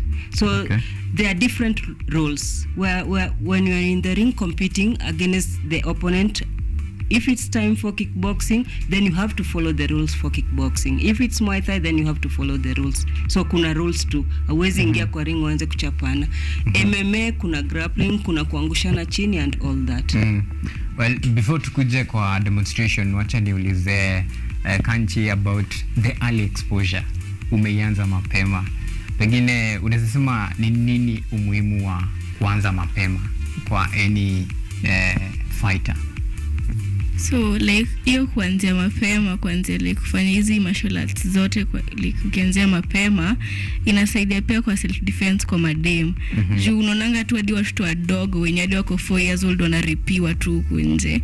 So unadi ukianzia tu ukiwa mdogo inakusaidia ukiwa huko nje, like mzee yote tu akijaribu kushika inakusaidia, unaweza mgonga kuliko unashikwa tu unakaa hapo tu. Juu unaonanga siku hizi ukisemanga nimeripiwa, unasemanga ulikuwa unataka mbona ukufanya kitu yoyote, unakublame mingi, sielewangi kwa nini but wanapendanga kublame say. So unaweza like wakikublame unawaambia mimi nilifanya hivi lakini haikuwezekana. At least you tried. For the girls. All right. Well, coach, umuhimu wa kutambua talent mapema na kuinacha actually inasaidiaje? So hapo nitaanza hata like a mother and at the same time as a coach. By the way, wazazi pia huko nyumbani wanafanya watoto wetu pia waezi expose talents zao, because so most of the parents are like go to school, after school saa 10 ingia osha vyombo and do everything, ama mzazi anaingia late hours ajue mtoto alifanya nini. But what I insist on, that's why all my kids are doing the sport and they're also musicians, is like you have to concentrate, take time with your child. Take time with your child, mwangalie, you see this child is like a musician, this child is like a footballer. If any sport that your child likes, inspire. Even use your money, you have to spend maybe to go to clubs, pay for the clubs and all that. And for the part ya wanawake, kwa sababu leo the most of the topic is about women, is that all the girls out there, don't be afraid. Don't be afraid of kickboxing. Don't be afraid of boxing. Don't be afraid even of football. All those have warm-ups, tough ones, yeah. But I know what a man can do, a woman can do better. Okay. Well, they say what a man can do, a woman can do better. And of course, I'm sure kuna wenye wanakuona kama motivation right now for those wenye wako na talent kama yako. But maybe probably wanasita kidogo because wanaogopa, maybe wameona kwa TV, wanaona venye watu wanapigwa mangumi, mateke nini, hizo injury zote kidogo wanasusia kiasi. Wewe message yako kwao inaweza kuwa gani? Unaweza motivate aje wa join combat sport? So mimi nataka tu kuambia that like hii sport si mbaya, inakusaidia sana kwa self defense, cause vile tu nimesema hiyo story ya rape na pia shule kubuliwa. Kwanza sasa hii boarding schools most mtu anabuliwa wangu shule, unashanga utafanya nini? Sasa imagine ukiliwa na hii sport unajisaidia na haikuharibu kitu yoyote. Unaonanga wengine wakipigangwa like wanaharibika akili, hiyo ni uongo. Au walipigwa vibaya, wewe hutapigwa vibaya. Kama utacheza by the rules hutapigwa vibaya, lakini ukichoose kukosa kufollow the rules itakuharibikia tu. Okay. Well, now talking about the rules, kucheza vibaya, what are now it's the time that tuonyeshe some of those rules, and how you can actually defend yourself, all things that are, you know, basically concerned about this extreme motor, extreme combat sport. Mezoea moto because niko fascinated na magari. Anyway, so uta take through those process tuone like as a fighter unaweza jiprotect aje, and because one of the most question yenye watu uliza it's about the safety. I'm sure kuna majority wenye wangependa sana kujoin, lakini because of fear, like what if nipate injury, how are the rules, vitu kaa hizo, how safe am I? So inakuanga one of the biggest question yenye watu uliza. So hata before tuongelele anything, as you can see Kanchi has his 5 toes, ana injury yoyote kwa, ana dent yoyote kwa uso, and she's been fighting since she was 6 years old. So that means protective gears and everything, we have them and we use them.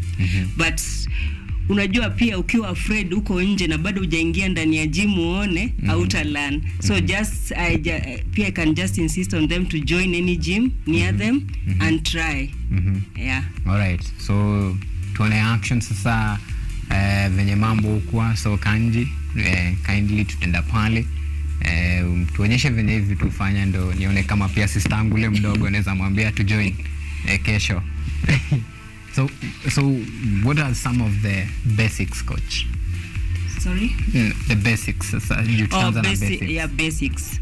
Basics is like a jab, a jab punch, a reverse punch. We have a hook punch, and then for the kicks, we have like a front kick, roundhouse kick, drop kick, and push kick. So if you want to go higher, we have like the 360. So unasikia tu hiyo jina. 360 kicks, the spinning kicks, and all that. So that is kickboxing. So hizo zote utakuwa una to take through. I'll be taking you through that.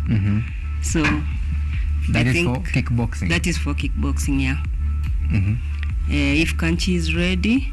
All right. So Kanchi jab, and you have to put your guards up. Go for jab reverse. So that is a jab. That's a jab.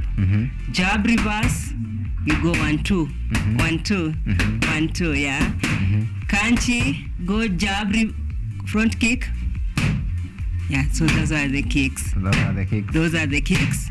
So we are starting to combine them. You see 50% punches, 50% kicks. Kanchi combine for kickboxing.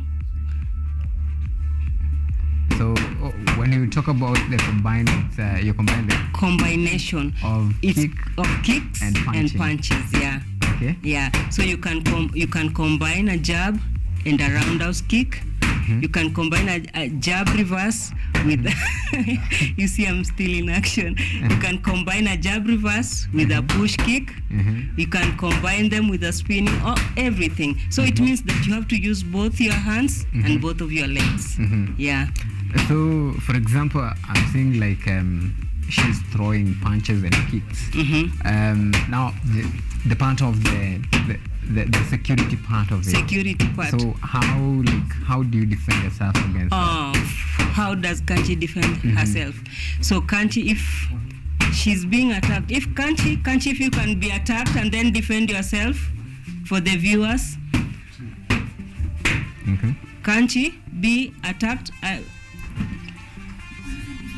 So Kanchi is going to defend herself. So there are so many types of self-defenses. There's grappling. There's maybe you can punch him. For girls, we always insist on the apchagi. Apchagi is that. Can't you show them the apchagi? Apchagi where you can kick. Okay. So for the apchagi, you can kick the lower part. All right. So if you kick the lower part for the men and hapo somo wamaliza. Okay. So hiyo ndio weak point yao. So we insist on the girls just kick the apchagi and go. Pia running is part of self defense. Running. So you run in no. You hit and run. You hit and run. Okay. Because you don't know. Maybe you cannot defend yourself from the guns and all that. Maybe you can defend yourself from the pangas and kisus, but gun you can't defend yourself. You won't know the attacker chenye amebeba. Yeah. Well, because this is the extreme, combat sport. Then we have a bit of kickboxing. Yeah. Then we have a bit of Muay Thai. Muay Thai. Have you seen it there? No. Okay. Can't you demonstrate Muay Thai? The knee strike, elbow strike. So we have the knee strike. You raise your knee up and strike. Hapa kwa solar plexus or the head. And then we have the elbow. You have to turn your elbow and strike the cheeks or the chest. Yeah. So Kanchi is still demonstrating them. Yeah. So you grab someone and just attack them with the knee. Yeah. This combination of all these disciplines. So in total, how many can you use? How many can you use in self-defense? Yeah. Self-defense, you don't limit yourself. Where you see there's any point that you can score, any point that you can injure the opponent or the attacker, you just score. Yeah, there's no limit.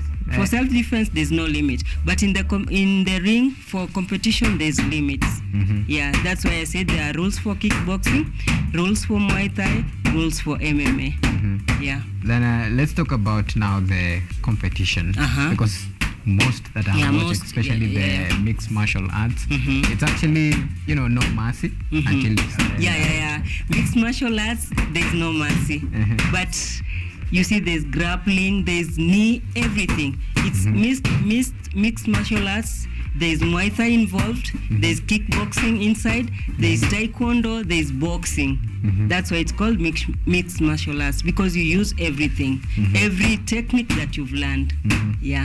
Well, this is the difference between the mixed martial arts and now this extreme combat sport. No, there's no difference between extreme combat sports and mixed martial arts. Extreme combat sports has in it mixed martial arts, taekwondo, Muay Thai, kickboxing, and K1. There's no extreme combat sports is not another sport, and Muay Thai is another sport. No, it's extreme combat sports has Muay Thai inside, kickboxing, taekwondo, K1, and all that. It's just basically the combination of all it's a combination of all martial arts.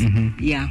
Well, now let's talk about the rules in this extreme. Sorry? The rules in extreme combat sports. Yeah. So are there some, basically, does the mixed martial arts rules still apply to this extreme combat sports? Yeah, mostly if the ref was here, he or she could have told you that the rules are not different, because you are not supposed to hit someone if he has fallen down.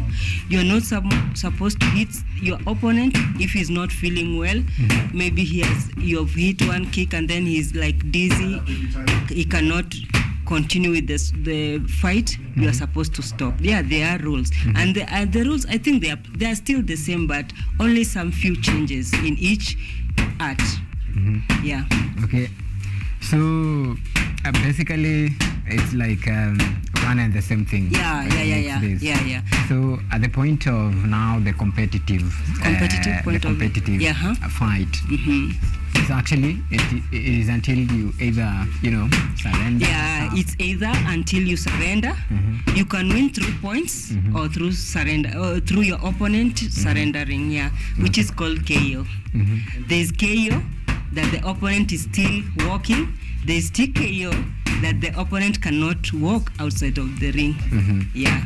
Well, even as we come closer to this particular discussion. Yeah. Well, I want you to take take us through the perspective or rather the overview of this the mixed martial arts, of which you have just confirmed it is one and the same thing with this extreme combat sport. Well, when you look at the progression, especially here in Kenya, well, what does the future hold for it? You see, here in Kenya, if you know very well, most of the sports that are popular is football and the race. Those are the only sports that people are aware of. But for extreme combat sports, you see, our aim is to just advertise it, to say something like that. Advertise it and instill into everyone's mind that this is a good sport. This can change your life, and this can provide like job opportunities for you. Talking about giving the message and actually spreading the message out there. Well, in terms of the projection, when you look at the progress that we as Africa, Kenya and Africa at large, and when you compare to the other countries, I'm talking about the countries like Cuba, they're trying. We have the likes of Russia, United States, United Kingdom, who have actually made significant steps as far as this mixed martial arts is concerned. What does it take to actually be there? What it takes is like for also the country to like be supportive. The country should be supportive. The NGOs or any sponsor can be supportive, because you see, if you are like have knowledge about something, you see, many of the people do not have the knowledge of kickboxing or Muay Thai, or they just take it, as you say, that's a dangerous sport. So they should have knowledge, and then the country should also support it.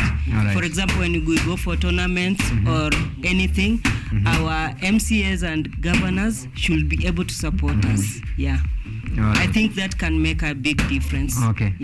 I know we had a lot of questions actually to ask, but because of time, we will leave it at this point. And of course, thank you so much for making time. And I'm convinced, you never know, tomorrow you might see me. I might see you and your sister. And of course, I'll bring my sister. That's good. All right, so that is what we are trying to insist on.